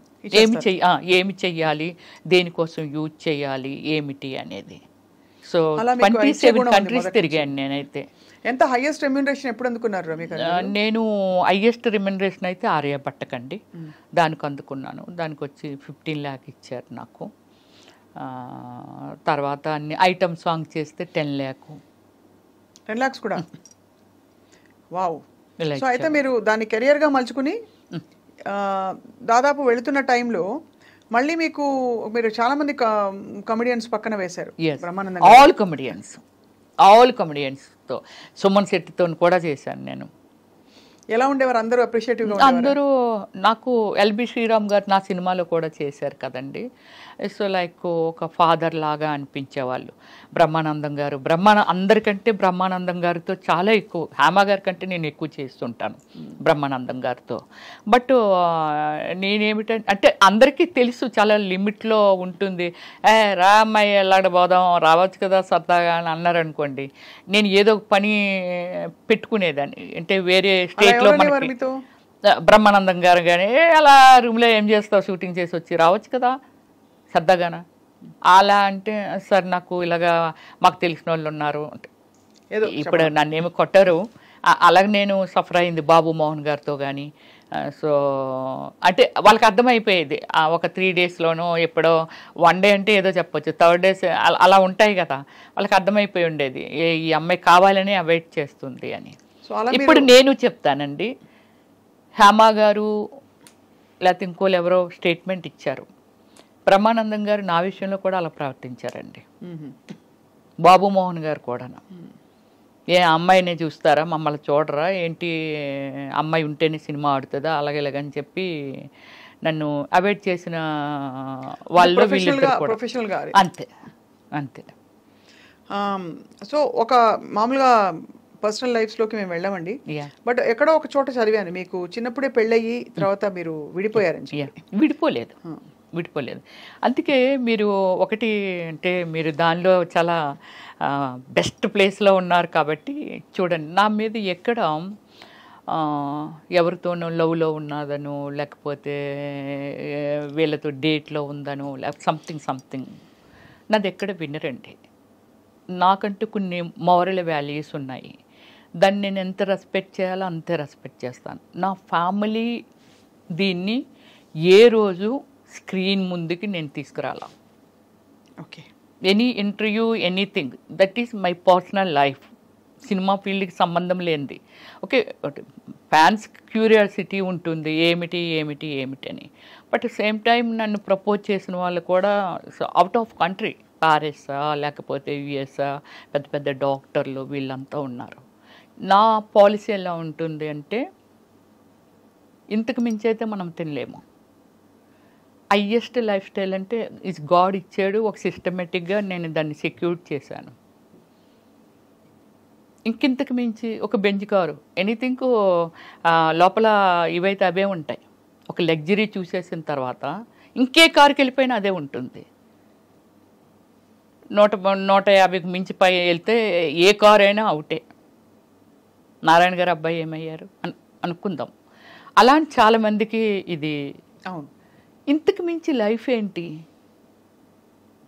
ఇంతకు మించి లైఫ్ లేదు కదా. నేనే ఒక సెక్యూర్డ్గా ఉన్నాను. ఓకే, నాకు డ్రైవర్ ఉంటాడు, 2 పనులు ఉంటారు, మంచి స్టేయింగ్ హోమ్ ఉంది, సో పోనీ ఇంకొక హోమ్ ఉంది, ఇంకేమిటి. అందుకని నాకు అంత అలా వెళ్ళిపోవాలి అని ఏం లేదు. నన్ను అందరికీ తెలుసు, లైఫ్ లైన్లో ఉండాలి. ఓకే, దానికి ట్విట్టర్ ఉంది, ఇన్స్టాగ్రామ్ ఉంది, ఫేస్బుక్ ఉంది. అప్పుడప్పుడు హాయ్ హౌ ఆర్ యు అని ఏదో విచ్చేస్తూ ఉంటాము. ఓ రమేశ్వరి గారు ఇప్పుడు ఇలా ఉన్నారు, ఇప్పుడు మీ ముందుకు వచ్చాను, సో ఇప్పుడు నేను కనిపిస్తాను అంటే ఇంతే తప్ప నేను అత్యాశకి వెళ్ళిపోనండి. అత్యాశ మీన్స్ అన్లిమిటెడ్ అనేది మనిషి పతనమే. అవును, మీరు ఫ్లైట్లో ఎంతసేపు ట్రావెల్ చేయండి, అమెరికా వెళ్ళి భూమి మీద ల్యాండ్ అవ్వాల్సిందే. ఆ పాలసీ ఉంది నా దగ్గర. అది చాలా మంచి పద్ధతి. మీరు అంటే ఫస్ట్ నుంచి ఎంత అండర్స్టాండింగ్ ఉంటే మీరు మిమ్మల్ని మీరు అంటే లీడ్ చేసుకోవడమే కాకుండా మీరు ఇన్ని రంగాలలో ఇంత మీ ప్రతిభను చూపించారు. అదే అంటే సో అయితే మీకు వివాహం అయిందండి? అయింది, చిన్నప్పుడే అయిపోయింది. 13 years ఏజ్కే మ్యారేజ్ అయిపోయింది. కాకపోతే నేను ఎక్కడ రివీల్ చేయలేదు అంతే, అంతకు మించి. ఇప్పుడు మీ వారు ఎక్కడ ఉన్నారు? ఎక్స్పైర్ అయ్యారు. ఒక 2 years బ్యాక్ ఎక్స్పైర్ అయ్యారు. Okay, yeah. సో మరి ఈజ్ లైక్ మై ఫాదర్ స్వప్న. చెప్పాను కదా, చాలా రెస్పెక్ట్ ఇస్తాను. ఈరోజు గుడిలో పూజించినట్టుగా పూజిస్తాను ఆయన్ని, చాలా రెస్పెక్ట్ ఇస్తాను. నాట్ ఏ రాంగ్, ఇప్పుడు అతని వల్ల తప్పలేదు, నేను ఎందుకు సఫర్ చేయాలి? నాకు నాకు భయము, ఎంత భయం అంటే లవ్ అంటారు, డేట్ అంటారు, వెనకాల పడతారు. సరే, మన బిజీలో మనం ఉంటాము, ఎంతోమందిని నేను ఫేస్ చేశాను. కృష్ణకుమార్ గారు 15 years గ్యాప్ అండి, ఆమెకి ఫీల్డ్ వదిలేసింది పూర్తిగా. బెంగళూరులో ఆమె పెద్ద ఎస్టేట్ ఉంటుంది, తెలుసు, నేను వెళ్ళానుగా. వెళ్ళారా? ఇంటర్వ్యూ చేశారా? అసలు లైక్ నా కూతురు వాడిని కేఆర్ విజయ్ గారు అంతే నన్ను పెంచుకుంటామనేవాళ్ళండి. ఆ ఎస్టేట్లో నాకు ఒక అత్త క్యారెక్టర్ చేయాలి, ఆమె అయితే బాగుంటుంది. అక్కడే కదా షూటింగ్ అంతానా, చేస్తే బాగుండు అని అనుకుంటా. అమ్మా, ఇప్పుడు మళ్ళీ మేకప్ అయ్యి కూర్చొని వాళ్ళు ఎవరు అడిగినా యాక్సెప్ట్ చేయలేదండి. నేను అడిగాను, ప్లీజ్ మీరు చెయ్యండి బాగుంటుంది మంచి క్యారెక్టర్ అంటే అప్పుడే యాక్సెప్ట్ చేశారు. డైలీ లంచ్ ఆవిడ ఇంట్లోనే. ఆ ఎదురుగానే సావుకార్ జానకి గారు చూసాను ఆవిడ వెళ్ళారా? పుట్టిరు. ఆవిడ కూడా. మేఘా వర్షించని ఒక మూవీ అనమాట, అద్భుతమైన మూవీ. అలాగే మలయాళంలో ఒక మూవీ చేశాను, ఆ మూవీకి నాకు అవార్డు వచ్చింది. సో అలాగే ఏమిటంటే వాళ్ళందరూ మాట్లాడుతుండేవాళ్ళు ఈ వీటి గురించి. ఏంటో వస్తున్నారు, ఏదో అయిపోతున్నారు. అప్పుడు మన శశికళ గారు ఏదండి ఆమె కాంచనా గారు ఎందుకు అలా మాటల్లో వస్తూ అవతల వెనక వైపు, మీరు స్విమ్మింగ్ పూల్ చూసారటు, చూసాను. అక్కడ కుర్చీలు వేసుకొని కూర్చున్నాం. కూర్చుంటే ఇవన్నీ చెప్పేవారు, వీళ్ళు ఎలాగ అయిపోయారు, అలా అలాగైపోయారు, సావిత్రి గారు ఎలాగ అయిపోయారు, ఇవన్నీ అని. ఏమిటి అని అంటే ఎవరినో నమ్మితే కదా అలాగైంది. ఆమెమో వాళ్ళ బ్రదర్స్ నమ్మి అలాగైపోయిందంట, ఏమేమో అతన్ని నమ్మి. అదొక్కటే మనకి బాగా ఫేమస్ కాబట్టి చేయలే. అలాంటి కొన్ని ల్యాక్స్ ఆఫ్ సిచ్యువేషన్స్ ఉంటాయి. చాలా కరెక్ట్గా చెప్పారు మీరు. అంటే కానీ ఆ వయసులో మీరు అంత తెలుసుకుని దాన్ని అమలుపరచడమే పెద్ద విషయం. అదే గ్రేట్. అదే గ్రేట్. ఎందుకంటే ఒకటి సరే, మీ వారితో మీకు అనుబంధం ఉన్నా, ఒక రెస్పెక్ట్ ఉన్నా, ఏమున్నా కూడా మీరు యాక్ట్ చేయడం ఆయన ఆపలేదు ఎప్పుడు. లేదు, నాకు ఎప్పుడు ఏది అభ్యంతరం చెప్పలేదు. అది గొప్ప విషయం. మీరు కూడా ఇండస్ట్రీకి వచ్చేసి టెంప్ట్ అయిపోయి ఇంకో దారిలోకి వెళ్ళిపోయి, అంటే నేను తప్పు రైట్ అని చెప్పట్లేదు, ఎవరి జీవితానికి వాళ్ళు బాధ్యులు.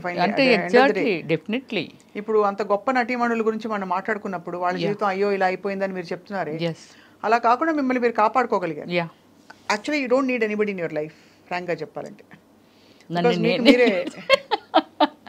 నేనే రాజు, నేనే మంత్రి అన్నీ. ఒకటి స్వప్న, నీ మనసులో ఉన్న అడగాలని అడగలేకపోతున్నావు ఏంటో నేనే ఓపెన్గా చెప్తున్నాను.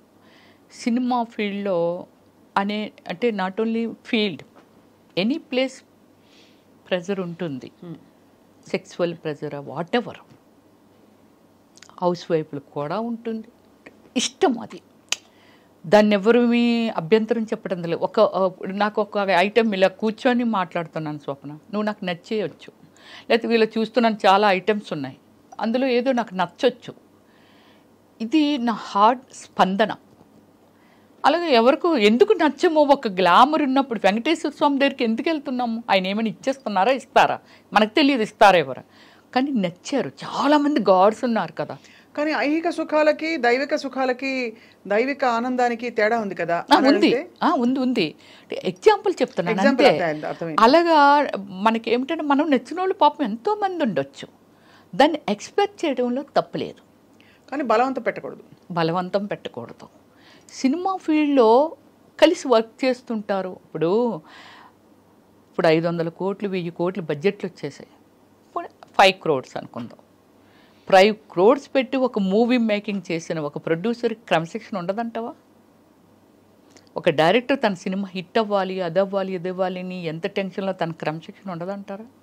ఒక మనిషిని ఒక రిక్వెస్ట్ దానిలో పెట్టారు అని అంటే ఇష్టం అయ్యి, అంటే ఈ ట్రావెలింగ్లో ఏదో నచ్చింది. ఎందుకు రోడ్డు మీద నేను వెళ్తూ ఉంటాను కదా, నాకు డ్రైవ్ అంటే చాలా ఇష్టం, వెరీ స్పీడ్ డ్రైవర్ని నేను. వెళ్తుంటాం కదా, ఒక లొకేషన్ ఏదైనా నచ్చిందని ఆపేసి అక్కడ ఒక 10 నిమిషాలు ఏదో రిలాక్స్గా అంతా వాచ్ చేసి, అప్ప చాలా బాగుంది, ఎటు కాసేపు కూర్చుంటే బాగున్ను అలా అనిపిస్తుంది నాకు. అలాగే ఒక ఇష్టాన్ని ఎవరిని స్టాప్ చేయలేము. బట్ అలా నచ్చి అడిగిన వాళ్ళు చాలామంది ఉన్నారు నన్ను పెద్దవాళ్ళు ఎవరైనా చాలా పెద్ద వాళ్ళు. కానీ ఏ రోజు నేను రాంగ్ స్టెప్ వేయలేదు. అంటే నాకు ఒకవేళ సినిమా ఇవ్వమన్నారని అనుకుందాం, అదే కదా మెయిన్. ఐ డోంట్ కేర్, మీరే ప్రొడ్యూసర్ లేరు, మీరు ఒక్కలే డైరెక్టర్ లేరు, నేను ఒక్కదాన్ని ఆర్టిస్ట్ లేను, ఇది కూడా చెప్తా. సో ఏం చెప్పుకునేవారు, ఏది రావాల్సి ఉంటే అది వస్తుంది అంతే. ఇప్పుడు మనం మార్కెట్లోకి వెళ్ళాము కదా, ఒక ఐటమ్ మార్కెట్లో పెట్టినప్పుడు ఒక్కలే వెళ్ళి చూసి వెళ్ళిపోరు కదా, ఇంకెంతోమంది వస్తుంటారు, ఎవరో ఒకరికి నచ్చి కొనుక్కుంటారు కదా. అలా అంతే. ఒక కళాకారునిగా నేనున్నాను, ఎంతోమంది సినిమాలు చేసినప్పుడు నా అవసరం, రమ్యశ్రీ అయితే భలే ఉంటుంది, ఆ సినిమాలు చాలా బాగా చేసింది. నేను సినిమా తర్వాత సునీలు నేను మా అదృష్టం ఏంటో తెలియదు, అంత బిజీ అయిపోయాం. డైలీ ఒక 3-4 షూటింగ్స్, ఒక్కొక్కసారి 10 days కూడా నేను నిద్రపోయేదాన్ని కాదు. నైట్ 2 వరకు డాన్స్ ఏదైనా ఐటమ్ సాంగ్ స్ట్రైన్ అయిపోదండి. ఎక్కడో అడవుల్లో పెట్టేవాళ్ళు, ఎక్కడో పెట్టేవాళ్ళు. మళ్ళీ వేరొకరు location 7 o'clock, morning hour 7 o'clock call sheet. నేను ఎప్పుడు ఇంటికి వెళ్ళాలి, ఎప్పుడు పడుకోవాలి, ఎన్ని చేయాలి. ఇప్పటికీ నా దగ్గర ఒక అసిస్టెంట్ ఉండేదండి, లక్ష్మి అనేసి. ఇప్పటికీ మాట్లాడుతుంది. పిల్లలతో పెద్దోళ్ళు అయిపోయారు, ఇంటర్మీడియట్ ఏదో చదువుతున్నారు. 10 years ఉంది అమ్మాయి నా దగ్గర. అమ్మాయి కోవే సరళ, తర్వాత రజిత గారు, వీళ్ళందరూ ఏటా పిల్ల పిచ్చిదాన్ని ఉంది, అలాడదాన్ని పెట్టుకున్న అందంగా ఉండేదాన్ని పెట్టుకో అన్నారు. 10 years ఉందండి. Everything only that girl. అన్నీ చూసుకుని అన్నీ కామ్మాయే. ఎంతమంది సీమరాని ఇచ్చి మంది, సౌందర్య ఇచ్చి మంది, శకిల ఇచ్చి మంది అమ్మాయిని. మేము అమ్మాయి వేస్తుంది, మేము అంతకు 3 ఇంతలు 10 ఇంతలు ఇస్తాం వచ్చి అని అనేవారు. అంటే నాకు నిద్ర లేకపోయినా సరే అమ్మాయి మొత్తం అంతా మేనేజ్ చేసి 1 గంట పడుకుంటారు, మొత్తం అంతా బాత్రూంలో హీటర్ ఆన్ చేసేయడం, అది చేసేయడం, ఇది చేసేయడం, మేకప్ సామాన్ పెట్టేయడం. నెక్స్ట్ సినిమా ఏంటి, నా ఏం డ్రెస్ వేస్తాను, ఎలాగేస్తాను, దానికి షేడ్లు కూడా అమ్మాయికి వచ్చేసాయి. అంటే ఈ షేడ్ వేస్తారు మేడం గారు, ఈ కలర్ చీర కడతానన్నారని. అంత బ్యూటిఫుల్ వర్కర్ అండి. ఇప్పటికంతకే నేను మర్చిపోలేకపోయాను. 1 ఎకరం ల్యాండ్ కూడా అమ్మాయికి పండించుకొని ఇచ్చాను మా విలేజ్. వాళ్ళది కొత్త పెళ్ళి, మాది కొత్తూరు, పక్క విలేజెస్ అనమాట. చాలా చిన్నప్పుడు వచ్చింది అమ్మాయి. అమ్మాయిని నన్ను జైల్లో పెడతానని వారు, ఎంత చిన్నపిల్లని వర్క్ లేయడం మా మేడం పంచుకుంటుంది అనేది. అమ్మాయికి 1 acre కూడా ఇచ్చాను స్వప్న నేను. చాలా చాలా పెద్ద విషయం. అంటే మీరు ఇంత కనెక్ట్ అయ్యి అందరితో, మీరు ఒక్కొక్కరి గురించి మాట్లాడుతుంటే కూడా మీకు ఎంత కనెక్టెడ్గా వాళ్ళ జర్నీస్ మీతో కొనసాగాయి, మీ కోస్టార్స్ కావచ్చు. కానీ ఈ మొత్తం జీవితంలో మీరు యాక్చువల్లీ ఏం కోరుకున్నారు, అవన్నీ వచ్చేసాయి. What did you want? ఇప్పుడు ఇండస్ట్రీకి వచ్చినప్పుడు ఏమనుకుంటారు, పేరు రావాలి, నేను యాక్ట్ చేయాలి, 10 మంది నన్ను గుర్తుపట్టి మెచ్చుకోవాలి, ఇదే కదా, నాకు బోల్డ్ డబ్బులు ఉండాలి, ఇంతే కదా ఉంటాయి. ఇంకేమన్నా ఉంటాయా? అంటే నేను అనేది ఫర్ ఎగ్జాంపుల్ అవార్డ్స్ గెలుచుకోవాలి, అలాంటివి ఉంటాయి. అవి వచ్చాయి. మదర్ తెరెసా అవార్డు వచ్చింది for social service, of course. అది కాకుండా మీరు maximum number of languages 9 languages. 9 language. So Telugu, Tamil, Malayalam, Kannada, Oriya, Bhojpuri, Hindi, Punjabi, Bengali. అబ్బా, ఎంత గొప్ప లైఫ్. అది కూడా ఇంత షార్ట్ స్పాన్ లో. ఎగ్జాక్ట్లీ. అదే 7 నుంచి ఇప్పటి వరకే కదా ఏదైనా. అంతే. అంటే 26 years లో ఇప్పుడు యాక్ట్ చేస్తున్నారా?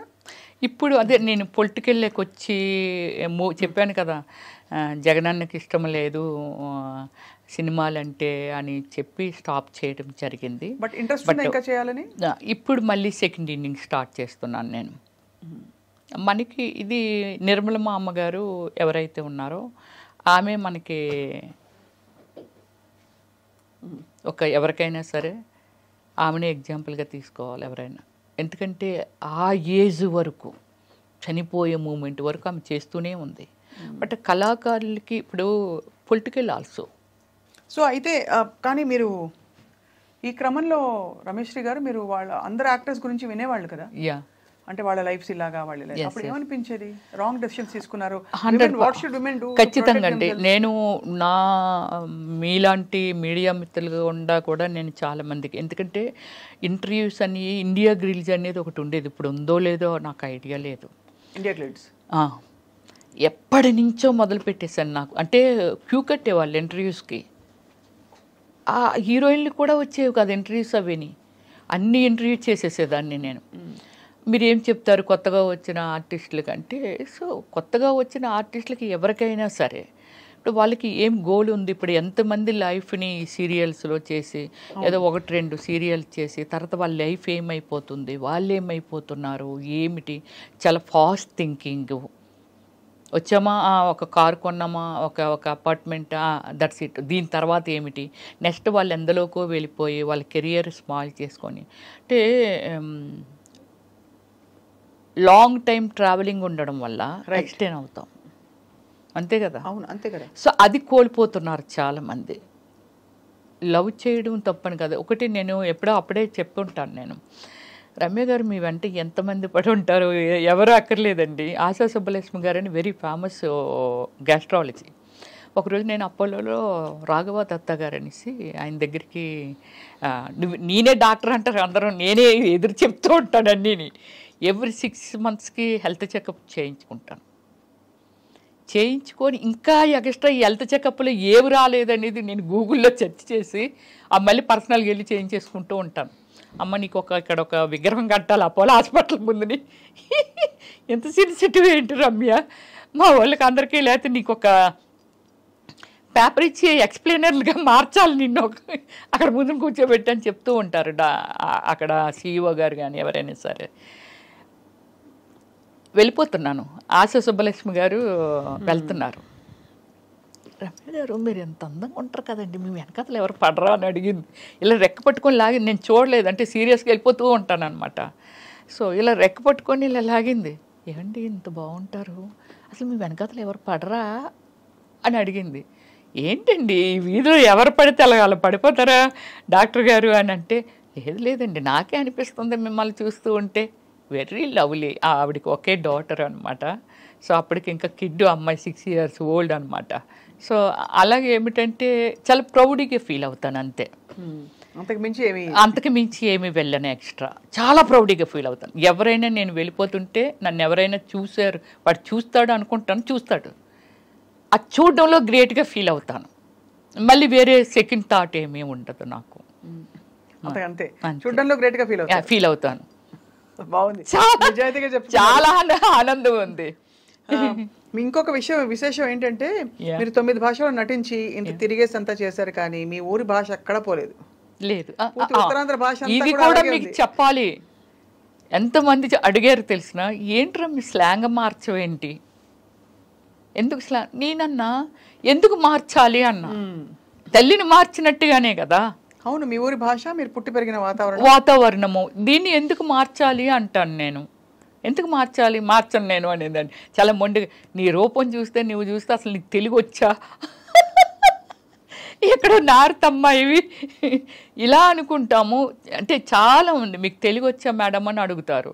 బట్ నేను మాట్లాడేది స్వచ్ఛమైన తెలుగు, మా లాంగ్వేజ్. అదే మీ లాంగ్వేజ్. శ్రీకాకుళం యాడ్ అవుతుంది, శ్రీకాకుళం భాష బాగా వినిపిస్తుంది, యాడ్ అవుతుంది. అలాగే విజయనగరం, బొబ్బులి, విజయనగరము, ఇలా అన్ని విజయనగరం అని పేరు పలుకుతాం. విజయనగరం అనేసరికి తెలిసిపోయింది. అది ఆ స్లాంగ్ నేను వదలను, నాకు నచ్చదు. ఇప్పుడు మీ వాళ్ళంతా అక్కడే ఉన్నారా? అంత అక్కడే ఉన్నారు, నేను ఒక్కదాన్ని. మీరు ఎంతమంది అక్క చెల్లెళ్ళు రమేష్? Brothers sisters 6 members. మాది అంతే, మాకు తెలిసినప్పటి నుంచి మాదంతా సెటిల్ ఇన్ విశాఖపట్నము. సో నా బ్యాక్గ్రౌండ్ అంటే నేను పెరిగిందంతా చెప్పాను కదా, అమ్మమ్మ వాళ్ళ ఊర్లో పెరిగాను. సో అందువల్ల ఏమిటంటే నేను 10th class అయిపోయిన తర్వాత సిటీకి వచ్చాను నేను. సో అది అయిపోయిన తర్వాత కొన్నాళ్ళు అంటే ఇంటర్మీడియట్ డిస్కంటిన్యూ చేశాను, చాలా ప్లేస్లో చెప్పాను కూడా, ఇటు వచ్చాను. మీ డాక్టరేటే వచ్చేసింది కదా? వచ్చింది. అదే కాబట్టి అన్నిటిని మించిపోయిన ఆ చదువు అది అందుకేనండి వెరీ ప్రౌడ్గా ఫీల్ అవుతాను. ఇంకేముంది సాధించటానికి ఈ లైఫ్లో అనేది, ఒక పొలిటికల్లే నేను ఎమ్మెల్యే అనిపించుకోవాలి అనేది ఒకటి నాకు టార్గెట్ ఉంది. ఎమ్మెల్యే అనిపించుకోవాలి. నేను ఇచ్చిన సర్వీసు అంటే మనం ఒకటి చెప్తామండి, విగ్రహాలుగా ఒక ఎన్టీఆర్ గారు, రాజశేఖర్ రెడ్డి గారు, లేకపోతే ఎంతోమంది అల్లూరి సీతారామరాజు గారా, లేకపోతే గాంధీ తాత గారా, లేకపోతే ఇలా ఉన్నారు. నా రేంజ్కి ఏది ఇచ్చినా ఆ రేంజ్లో నేను నిలబడాలనేది నాకు ఒకటి ఉంది. అని మీకు ఏది ఇచ్చినా మీరు దానిలో బెస్ట్ చేయాలని, ది బెస్ట్ చేయాలనేదే నా కోరిక అనమాట. అది. సో రమేష్ గారు, ఇన్ని మన డీప్ విషయాలు మాట్లాడాం. ఎన్ని డ్రెస్సులు, ఎన్ని చీరలు ఉంటాయండి మీకు? నాకు సారీస్ అంటే ఒక 1000 above ఉంటాయి. అంటే చాలాన్ని కట్టకుండానే చాలామందికి సూట్ కేసులతో ఇచ్చేస్తూ ఉంటాను. ఎందుకలా? నాకు ఇంకా కట్టే అవసరం రాదు, చాలా కాలం అయిపోతుంది. మా పెద్దొదిన గారు ఎవ్రీ ఇయర్ చీర పెడతారు. అది ఆ చీరలు నేను ఎప్పుడైనా టచ్ చేశానో లేదో కూడా నాకు తెలియదు. అలాగే నేను కూడా కొనేస్తాను పిచ్చిగా. అవి నేను కట్టే అవకాశం రావట్లేదు నాకు. డ్రెస్లే వస్తారు, ఎక్కువ డ్రెస్సులే. కానీ కట్టే అవకాశం వచ్చినా ఎలాంటివి కడతాం మనము? ఏదైనా డిజైనింగ్ వేరు కడతాము, ఎక్కడికి వెళ్ళినప్పుడు కడతాము, ఏదో పార్టీ వేరు వెళ్ళినప్పుడు కలుస్తాం, ఏదో ఒక ఫంక్షన్ ఉంది లేకపోతే ఒక ఆడియో ఫంక్షన్, అక్కడ కట్టింది మళ్ళీ ఇంకోసారి కట్టము. ఇవన్నీ ఏం చేస్తాను, ఎవరైనా గిఫ్ట్లు ఇచ్చినవి ఉంటాయి, దేనికైనా పిలిచినప్పుడు కానీ ఇవన్నీ గిఫ్ట్లు ఇచ్చినప్పుడు ఏం చేస్తానంటే అవి తీసుకుంటాను. పోచనపల్లి వెళ్ళాం, అక్కడ ఏవో చీరలు ఇస్తారు, ఒక 3-4 ఇది చాలా బాగుంటాయండి కలర్ అనేసి. ఎవరైనా వాళ్ళ ఇంటికి పిలిస్తే వెళ్ళామనుకోండి, వాళ్ళు చీర పెడతారు. ఇవన్నీ ఏం చేస్తానంటే ఒక 3 ఏళ్ళలో ఎన్నేళ్ళు చూసుకుంటూ ఉంటాను, ఇవి పెరిగిపోతూ ఉంటాయి. సో దానికోసమని ఏం చేస్తానంటే ఎవరికైనా సూట్ కేసులకి ఎత్తి మా సిస్టర్స్ ఇంకా పక్కోలో లేకపోతే ఆలో వీళ్ళు ఈ మేనకమ్మకి 4 చీరలు ఇచ్చి, లేకపోతే వీడికి మా సిస్టర్ వాళ్ళ ఇంట్లో పని చేసిన వాళ్ళకి ఇలా పంచుతూ ఉంటాను. ఒక 4 వేసి 5 వేసి చీరలు. రెగ్యులర్ షాపింగ్ హెల్దీ చేస్తారా? రెగ్యులర్ షాపింగ్ హెల్దీగా భోజనం చేస్తారా? అర్లీ అంటే అది నాదంతా పెద్ద సిస్టమ్ అండి. ఒక 2 hours సెటిల్ ఆడతాను. వన్ డే అంటే ఈరోజు సెటిల్ ఆడాను అనుకోండి, రేపు సెటిల్ ఆడను. స్విమ్ చేస్తాను, జిమ్కి వెళ్తాను.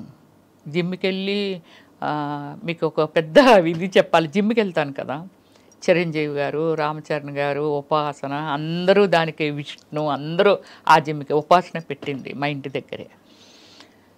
జిమ్కి వెళ్తే చిరంజీవి గారు ఒకసారి నన్ను అడిగారు, అంటే ఎర్లీ మార్నింగ్ ఏమైనా జిన్ను కొట్టేసి వచ్చేస్తావాట అందరూ అంటున్నారు, మంచి స్టామినా సార్, అన్నిటిలోకి దూరిపోతుంది ఇవిడి. యోగా, జంబా, ఏరోబిక్స్, ఫిట్నెస్ మొత్తం అన్ని, మళ్ళీ స్విమ్మింగ్కి వెళ్ళిపోతాను. షవర్ తీసుకొని 11-11:30కి ఎప్పుడో ఇంటికి వెళ్తాను కూల్గా. సెటిల్ ఆడిన రోజు ఒక్కరోజే ఇంటికి ఎర్లీగా వెళ్ళిపోతాను. 4కి లేస్తాను నేను ఎప్పుడు, రోజు. అది అలారం అక్కర్లేదు, ఏం అక్కర్లేదు, 4కి వచ్చేస్తారు. పిట్టలు అరవక ముందు నేను లేస్తాను, తర్వాత పిట్టలు అరుస్తూ ఉంటాయి. ఏం చేస్తారు లేచి ఫస్ట్ యోగా, కొంచెం ఫిజికల్ యాక్టివిటీస్, ఇవన్నీ. కాఫీ టీ తాగను, కర్డ్ కూడా రేరు, బటర్ మిల్క్ తాగుతాను. కాఫీ టీ మంచి నాన్ వెజ్ ప్రియురాల్ని.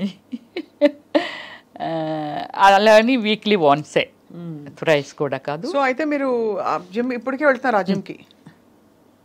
ఏది మానేను నేను, ఏది మానేను. ఇప్పుడు లెగ్స్ ఇలా స్ప్రెడ్ చేస్తాను, బ్యాక్ బెండ్ చేస్తాను, లెగ్ ఇలా స్కై ఇది చేస్తాను, అన్నీ చేస్తాను నేను ఇప్పటికీ కూడా.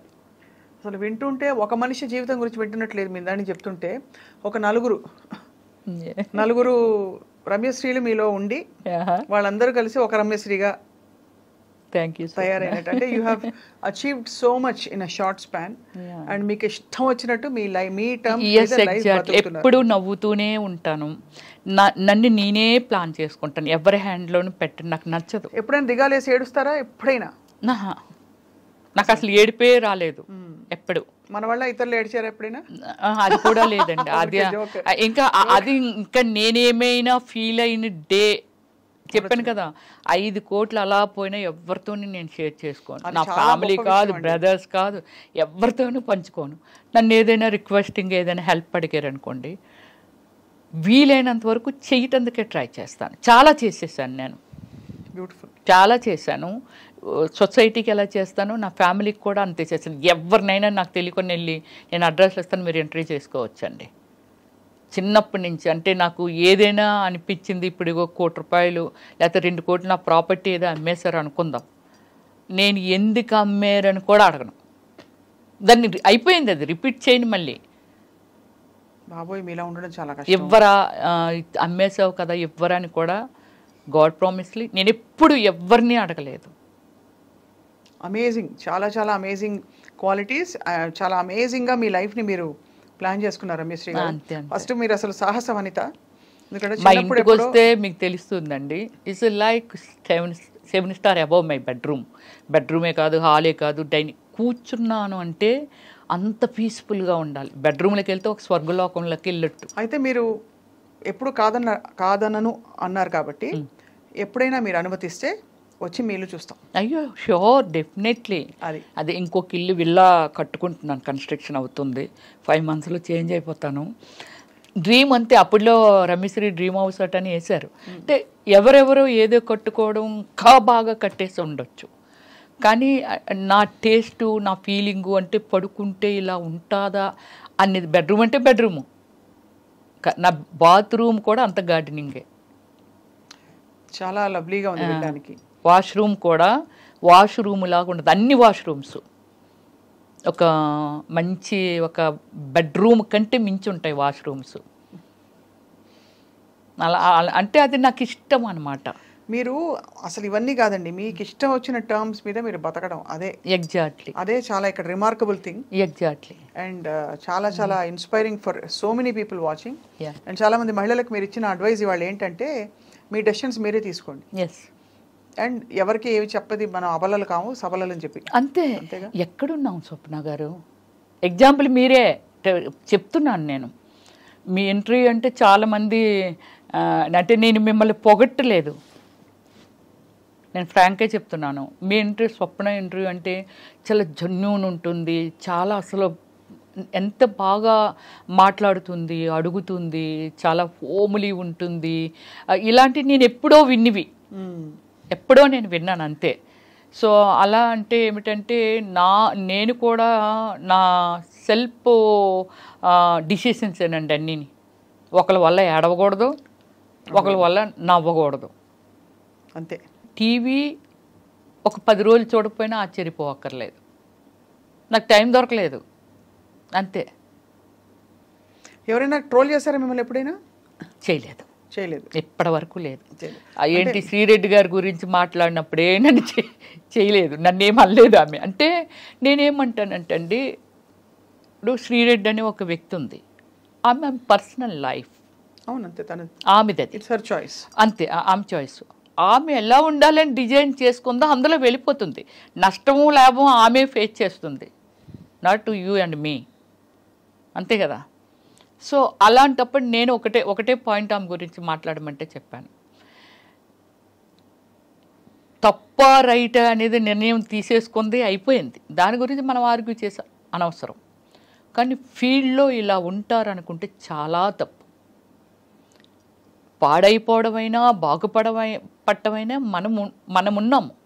సొసైటీ నుంచి నువ్వేం తీసుకుంటున్నావు, అంటే నీకేం కావాలి, ఏం తీసుకుంటున్నావు, దాన్ని బట్టి మనం ఫెయిల్యూర్ ఆర్ సక్సెస్ అనేది తెలుస్తుంది. ఆమె ఆ పాయింట్ తీసుకుంది. నన్ను వాళ్ళు వేధించారు, వీళ్ళు పడుకోమన్నారంటే పడుకోకూడదు. నీకు పడుకోవడం ఇష్టం లేకపోతే పడుకోవడం మని. దాన్ని ఓపెన్ చేయడం వల్ల నష్టం లాభం ఆమె భరించింది. ఖచ్చితంగా లేదండి. అంటే నేను ఈ విషయంలో తను ఒక పాయింట్ని లేవనెత్తడం, మీకు ఆ ఎక్స్పీరియన్సెస్ అవ్వలేదేమో, మీరు చాలా అదృష్టవంతులు. అలా అయిన వాళ్ళకి ఖచ్చితంగా ఎలా డీల్ చేయాలో అనేది తన స్టోరీ ఓపెన్ అప్ చేసి అలా చెయ్యడం తప్పన్నాను నేను. అది కరెక్ట్. ఏదైతే ఆమె చేసిందో అది చేయడం తప్పు. పోరాడు, నిన్ను నువ్వెందుకు కించిపరుచుకోవాలి? అర్థమైంది, అదే అంతే కదా. ఎందుకంటే తర్వాత బాధలు వాళ్ళకే కదా, కాబట్టి అది రైట్. గుడ్ ఆర్ బ్యాడ్ మనం తీసుకుంటాము. ఏముందండి, పండు ఉంది చెట్టునంటే రాయి ఇసరటందుకి, పండు లేని చెట్టుని ఎవ్వరు ఏమి కొట్టరు, పండుని దగ్గర రాళ్ళు అందరూ ఇసురుతుంటారు. బట్ దాన్ని ఏమిటంటే జాగ్రత్తగా మళ్ళీ ఆ పండు రాలిపోయిన చివరిస్తుంది, మళ్ళీ అన్నీ అవుతుంది, అన్నీ చేస్తుంది. కాకపోతే డిసిషన్ ఈజ్ రాంగ్ అంటాను అంతే. ఆమె ఒక ఎగ్జాంపుల్, నువ్వు చేసింది ఇలా జరుగుతుంది, ఇది తప్పు, ఇలా చెయ్యకూడదు, ఇలా బిహేవ్ చేస్తున్నారు అనేది అలా చెప్పుంటే ఇంకా చాలా దూరం వెళ్ళి ఉండేది అది. కానీ నీకు నువ్వుగా శిక్ష వేసుకున్నావు. అంటే అది చాలామందికి తప్పుకి రైట్కి మధ్య ఉండే ఒక ఏమంటారు క్లారిటీ లేకపోవడం. అది బికాస్ చాలా మంది ఇరుక్కుపోతారండి ఆ సిచ్యువేషన్ లో. ఎలా బయటపడి మీకు మోడలింగ్ కోసం వాళ్ళు తీసుకెళ్ళినప్పుడు మీరు ఎలా అయితే కార్ లో ఇరుక్కుపోయారు, ఇక్కడ పరిస్థితి ఒక సిచ్యువేషన్ క్రియేట్ అయ్యి ఇరుక్కుపోయిన వాళ్ళు చాలా మంది చెప్తారు. ఒకసారి నాకు ఏమైందో తెలుసా, నేను చెన్నైలో షూటింగ్లో ఉన్నాను. 10 డేస్లో షెడ్యూల్ అయిపోతుంది అనుకునేది 13 డేస్ పెట్టింది, 3 డేస్ ఎక్స్ట్రా పెట్టింది. కొంచెం డిస్టర్బ్ అయ్యారు, లాంగ్ షెడ్యూల్ కదా. నాకు ఇంట్లో ఒక సర్వెంట్ ఉండేది, నాతో పాటు ఒక ఆమె వచ్చేది, ఒక ఆమె ఉండేది, ఇంట్లో ఉండిపోయేది. అమ్మ ఎవరో వస్తున్నారు, మీ ఫోటోలు అంట అవి అంటే నేను ఎప్పుడు మాట్లాడగలను? నైట్ ఈవినింగ్ వరకు స్ట్రైన్ అయ్యి వస్తాం, నైట్ పడుకునే ముందంటే చిరాకు కొట్టేది, అర్లీ మార్నింగ్ అంటే మేకప్ అది ఇది అంతా హడావుడి. ఇలా దాంతో అమ్మ వాళ్ళు ఈరోజు కూడా వచ్చారనేది, అరే మాట్లాడతానులే అనేదాన్ని. ఇలా అని చెప్పి ఫోటోలు కావాలటమ్మ, వాళ్ళు ఏదో సినిమా తీస్తున్నారంటే నన్ను తెలుసు కదా, అప్పటికే నేను బాగా ఫేమస్ అయిపోయాను. ఫోటోలు అంటున్నారమ్మా అది ఇది అని అంటే, సరే నేను వస్తాను చూసుకుంటానులే అని అన్నా. వచ్చాను కదా, వచ్చిన తర్వాత ఒక అతను వచ్చాడు, అమ్మ మీ ఫోటోలు కావాలమ్మా, అంటే ఆల్బమ్ అది నాకేమీ లేదు బాబు ఆల్బమ్లు అవిని. రమ్మిశ్రీ ఎవరంటే చెప్తారు కదా. అంటే ఇప్పుడులాగా మనమేమి ఎక్కడ చర్చ చేస్తే దొరకవు కదా. ఎవరిని అడిగినా చెప్తారు రమ్మిశ్రీ ఎవరంటే. ఇప్పుడు నన్ను ఆల్బమ్ అది అడుగుతాడు అంటే సరే ఫోటోలు ఉన్నాయిలే అని కొన్ని ఇచ్చా. పట్టుకెళ్ళిన తర్వాత వాళ్ళ అబ్బాయిని పంపించిందండి ఆవిడ. ఇప్పుడు ఆవిడ కూడా కళాకారిణి, కానీ ఆవిడ కళాకారిణి అనేది నాకు నిజంగానే తెలియదు. ఆ ఫోటోలు ఇచ్చి అంటే నాకు టైం దొరికినప్పుడల్లా అడుగుతూ ఉండేదాన్ని. సో ఆమె ఎప్పటికీ ఫొటోస్ ఇవ్వట్లేదు. రెండమ్మ తీసేసుకుందరు అంటే గోల్డ్ స్పాట్ కంపెనీ ఉండేది, ఐడియా ఉందా అమీర్పేట దగ్గర? దాని ఆపోజిట్ గల్లీ. అంటే లైఫ్లో కొన్ని మనం ఫేస్ చేసి అవి మనకి ఎప్పటికీ మీ రూపాన్ని నేను చూశాను. నాకు ఎప్పటికీ చనిపోయేంత వరకు మీరు ఎక్కడొకక్కడ టచ్ చేస్తూనే ఉంటారు ఇక్కడ. సో సరే ఏంటి ఈవిడ ఎవరిని పంపినా ఫోటోలు ఇవ్వట్లేదేంటి అని చెప్పి అటువైపే వెళ్తూ మారెడ్డి గారు, నేను అప్పుడు రెంట్కు ఉండేదాన్ని స్వప్న అరోరా కాలనీలో. తర్వాత ఆయన దగ్గరే హౌస్ కొనేసుకున్నాను, ఇప్పుడు అమ్మేశాను కూడా అది. ఆయన అమ్మ రా అమ్మ నేను అట్టే పోతున్నానులే తీసుకెళ్తాను, ఆడపిల్లవి నువ్వు. నాకు డ్రైవింగ్ రాదు కదా, నాకు జన్ కారు ఉండేది కానీ డ్రైవింగ్ రాదు. వెళ్ళా, అయితే అక్కడ పెద్ద ఒక హంగామా ఉంది. డ్రింక్ చేసేవాళ్ళు, తినేవాళ్ళు, ఒక 6-7 మగవాళ్ళు, వీళ్ళంతా. ఈ వాతావరణం నిజంగా నాకు తెలియదు. ఏంటమ్మా వీళ్ళు ఇలా తాగుతున్నారు, వీళ్ళు ఏంటి, వీళ్ళు ఇదేంటి అలా అనుకున్నాను. సరే నా ఫొటోస్ ఇచ్చి వెళ్ళిపోతాను అన్నా. అంటే ఏమిటో కథ చెప్పింది, నా కూతురు అలాగైపోయింది, నేను అతనికి 2వ భార్యని, అతను ఎవరో తెలియదు, నాకు ఏదో చెప్తుంది, నువ్వు హెల్ప్ చేయాలంటే ఏ విధంగా చేయాలి అన్నాను. అంటే అలా కదమ్మా నీ హెల్ప్ కావాలి తల్లి, నా కూతురు అనుకో నువ్వు అని. సరే నా ఫోటోలు ఇవ్వు, సరే నేను ఏదో ఒకటి చెప్తానులే అని అనుకొని వచ్చేసాను. అదే రోజు నైటు విపరీతమైన వర్షం, ఇలా సినిమా సీన్ లాగే ఉంది. ఒక అబ్బాయి ఫుల్గా డ్రింక్ చేసి మా ఇంటి మెట్ల దగ్గరికి వచ్చాడు. ఎదురుగా ముస్లిమ్స్ ఉంటారు, అంటే ఆపోజిట్ హౌస్. నేను లేను, మా సర్వెంట్ తీసింది డోరు. మా గ్రిల్ ఉండేది ముందని. తీస్తే అబ్బాయి వచ్చి అమ్మ నా రింగ్ పట్టుకొచ్చేసారు కదా ఇచ్చి అండి అన్నాడు. మీరు నేను తీసుకురావడం ఏంటి, మీరు ఇంకెవరైనా అనుకుంటున్నా, మీరు ఇందాక వచ్చారు కదా, అక్కడ అతను ఉన్నది కూడా మనం చూడాల. మీరు ఇందాక వచ్చారు కదా, నా రింగు అక్క తీసుకుంది మీకు ఇచ్చిందంట కదా. నాకు ఎందుకు ఇచ్చింది, ఎందుకు ఇచ్చిందో, మీ ఇంటికి వెళ్ళి తీసుకోమందని. అప్పుడు 9:30 ఎంత అవుతుంది వచ్చాడు నైటు. ఫుల్ డ్రింక్, వాళ్ళ ఇంటి దగ్గర నుంచే, అక్కడ డ్రింక్ చేస్తున్నాడేమో వచ్చాడు. అప్పుడు చెప్పాను, అతను మనం చెప్పింది వినట్లా. చైర్లో వచ్చి లోపలికి వచ్చి కూర్చుండిపోయాడు. మా సర్వెంట్స్ కదా తీశారు డోరు, వచ్చి కూర్చున్నాడు. వెళ్ళమంటే వెళ్ళడే.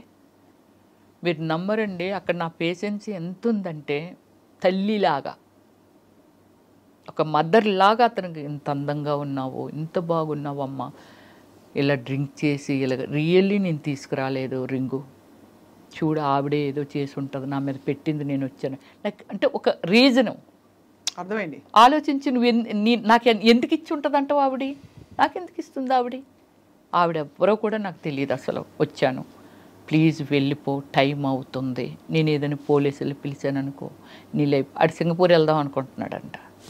ఆవిడికి నువ్వెలా దొరికేవు, ఆవిడింటికి నువ్వెందుకు వెళ్ళేది, ఒక మదర్ లాగా అలా అలా అలా అలా అలా అలా ఎక్స్ప్లెయిన్ చేసి అతన్ని 11:30కి బయటకు పంపగలిగాను. నా ఓపుకి నాకు నేనే జోహార్ చెప్పుకున్నాను. ఇంత ఓపుక రమ్య అనేది ఏం చేసేస్తాడో భయం. మామూలుగా ఎవరినైతే కసురుతారు, లేకపోతే పక్క వాళ్ళని పిలుస్తారు, పోలీసులు కంప్లైంట్ ఇస్తారు. చెయ్యలేదు అసలు. బ్రతిమిలాడే రీజన్ వాడు కరిగాడు. లాస్ట్కి కరిగి అప్పుడు బయటికి వెళ్ళాడు. లోపల ఒక భయము, వీడు ఫుల్ తాగేస్తున్నాడు, టూ యంగ్ అబ్బాయి, ఏమైనా చేసేస్తాడేమో. బాబోయ్, మీరు అసలు మీ ఎక్స్పీరియన్సెస్ మొత్తం అంతా చూస్తే ఒక కథ బుక్ రాశారంటే మీకు అది రాయించండి యాక్చువల్లీ. అంటే మీరు ఇండస్ట్రీకి వచ్చిన తీరు, ఆ కార్లో అయిన ఇన్సిడెంట్, ఇలాంటి బోల్డ్ జరిగి ఉంటాయి. అవన్నీ కలిపి నిజంగా రమ్యశ్రీ గారు మీరు ఎలా బయటపడ్డారు? బయటపడ్డం అంటే చెప్తున్నాను కదా, నాకు ఓపిక ఎక్కువ స్వప్న గారు. తర్వాత మీరు భయపడరు మీ ఫస్ట్ అది ఏదైనా అవనియండి, నేను వచ్చి కున్నిట్ల మీద పెట్టి దగ్గర దగ్గర ఒక 15 crores పోగొట్టుకున్నాను. నాకు గాడ్ ఫాదర్ లేక, అంటే చెప్పేవాళ్ళు లేక, దీని మీద అయితే ఇది పెరుగుతుంది, ఇదైతే ఇలాగ అవుతుంది, ఆ పాపం ఇలా అడుగుతాను ఇచ్చేస్తారా అట్లే, ఇలా ఇలా ఇలా అనుకొని పోగొట్టుకొని ఉంటాను. కానీ ఏ రోజు దాని గురించి నేను ఆలోచించిన రోజు నాకు ఇంకా రాలేదు. ఆలోచించను నేను. మళ్ళీ రేపు స్టార్ట్ అవుతుంది వన్ డే, దానికోసం ప్రయత్నం చేస్తాను నేను. పోయిన దాని గురించి నెవర్ థింకింగ్, ఇలా ఆలోచిస్తాను నేను. ఏదైనా నేను చెప్తున్నది everything is true. Of course, అంటే వి బిలీవ్. మీరు వచ్చి మీరు ఇంత మీ కథ అంతా చెప్పుకోవడం, మీ జరిగిన ఎక్స్పీరియన్స్ చెప్పుకోవడమే ఖచ్చితంగా మిమ్మల్ని నమ్ముతున్నా. అంటే మీ ఎక్స్పీరియన్స్ ఎంత రియలో అర్థమవుతుంది. ఒక అబ్బాయి చెప్పాడండి, ఓమల్లి సినిమా చేశాను కదా, వాళ్ళ పేరెంట్స్ ఓమల్లి అంటే ఆ నలుగురు అనేది ఒకటి ఏదో వచ్చింది కదా అప్పుడులో, మీరు వినేవాళ్ళు. సినిమాలు, చిన్న సినిమాలు రిలీజ్ అవనివ్వట్లేదు, థియేటర్స్ ఇవ్వట్లేదు, సో ఇప్పుడు ఆ మూవీస్ బయటికి వెళ్ళట్లేదు, అది ఇదని డేర్ అండ్ డాష్తో రిలీజ్ చేశాను.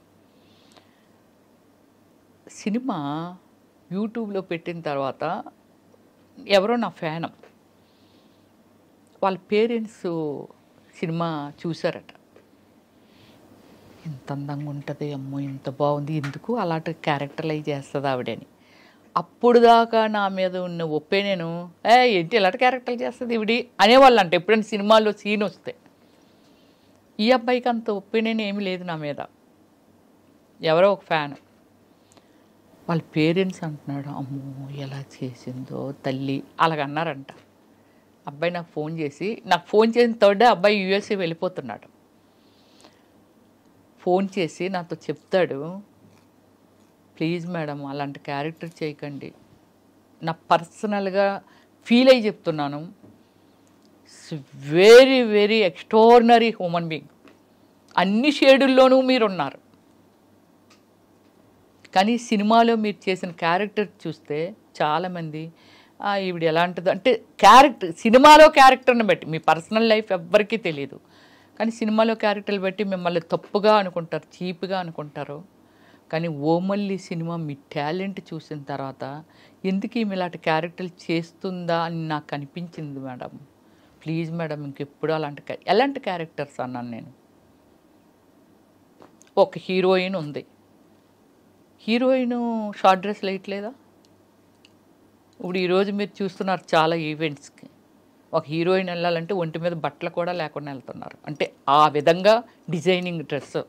అవును, ఒక హీరోయిన్ని రిసీవ్ చేసుకుంటే కదా ప్రొడ్యూసర్స్, ఆడియన్స్ రిసీవ్ చేసుకుంటే కదా ప్రొడ్యూసర్స్ అమ్మాయిని మళ్ళీ పెట్టుకుంటారు. కాబట్టి ఆ పార్ట్ ఆఫ్ ద గేమ్ అది అంతే. దానికి ఆ క్యారెక్టర్ చేయకండి, ఈ క్యారెక్టర్ ఎవరో ఏదో అనుకుంటారంటే నేను ఎలా, అంటే నాది ఎలా ఫుల్ఫిల్ అవుతుంది నా డ్రీమ్. ఇప్పుడు నేను బిజీగా ఉండాలి, బాగా ఉండాలి, డబ్బులు సంపాదించాలి, ఒక ఏ క్యారెక్టర్ వచ్చినా చేశాను, 7 వేరియేషన్ చేశాను నేను బిజీ ఉన్నాను, అందులో నాకేమీ తప్పు అనిపించింది అదేమీ లేదు. ఒక డాక్టర్ ఆపరేషన్ చేస్తే గుండు కోసేసి అది చేసి ఇది చేసి టిచ్చింగ్ చేసి అక్కడ అతుకుంటే తప్పదు, మరి కుట్టినప్పుడు అతుకుంటుందా? అవును, అంతేగా.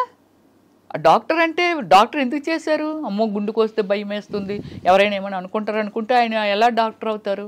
మనల్ని బ్రతికించాలి కదా. కానీ I'm very happy, end of the day so happy. ఎందుకంటే కొన్ని కోట్ల జనాభాకి ఐడెంటిఫై, అవును, కొన్ని కోట్ల జనాభాకి ఎంటర్టైన్మెంట్, అండ్ మీకు కావాల్సిన డ్రీమ్స్ మీరు ఫుల్ఫిల్ చేసుకున్నారు అంతే. ఇప్పుడు నెక్స్ట్ సెకండ్ ఇన్నింగ్స్ మొదలు పెడుతున్నారు రమేష్, ఆల్రెడీ పెట్టేశాను. వి విష్ యూ హార్ట్ ఫెల్ట్గా ఆల్ ది బెస్ట్. అతి త్వరలో మిమ్మల్ని మళ్ళీ తెర మీద తడుక్కుమని మెరుస్తూనో, తెర వెనక ఇంకా టిష్యూమని షూట్ చేస్తూనో ఖచ్చితంగా మిమ్మల్ని యాక్టివ్గా చూడబోతున్నాం. మీకు కావాల్సిన పబ్లిక్ లైఫ్లో మీరు ఒక ప్రజాప్రతినిధిగా ఏ పరిధి అయితే ఆ పరిధి నెరవేరుతుందని చెప్పి మనస్ఫూర్తిగా ఆశిస్తున్నాం. అండ్ మీకు కృతజ్ఞతలు మీ కథలోని కొన్ని విషయాల్ని మాతో పంచుకున్నందుకు. Thank you very much. Thank you so much ma'am. All the best.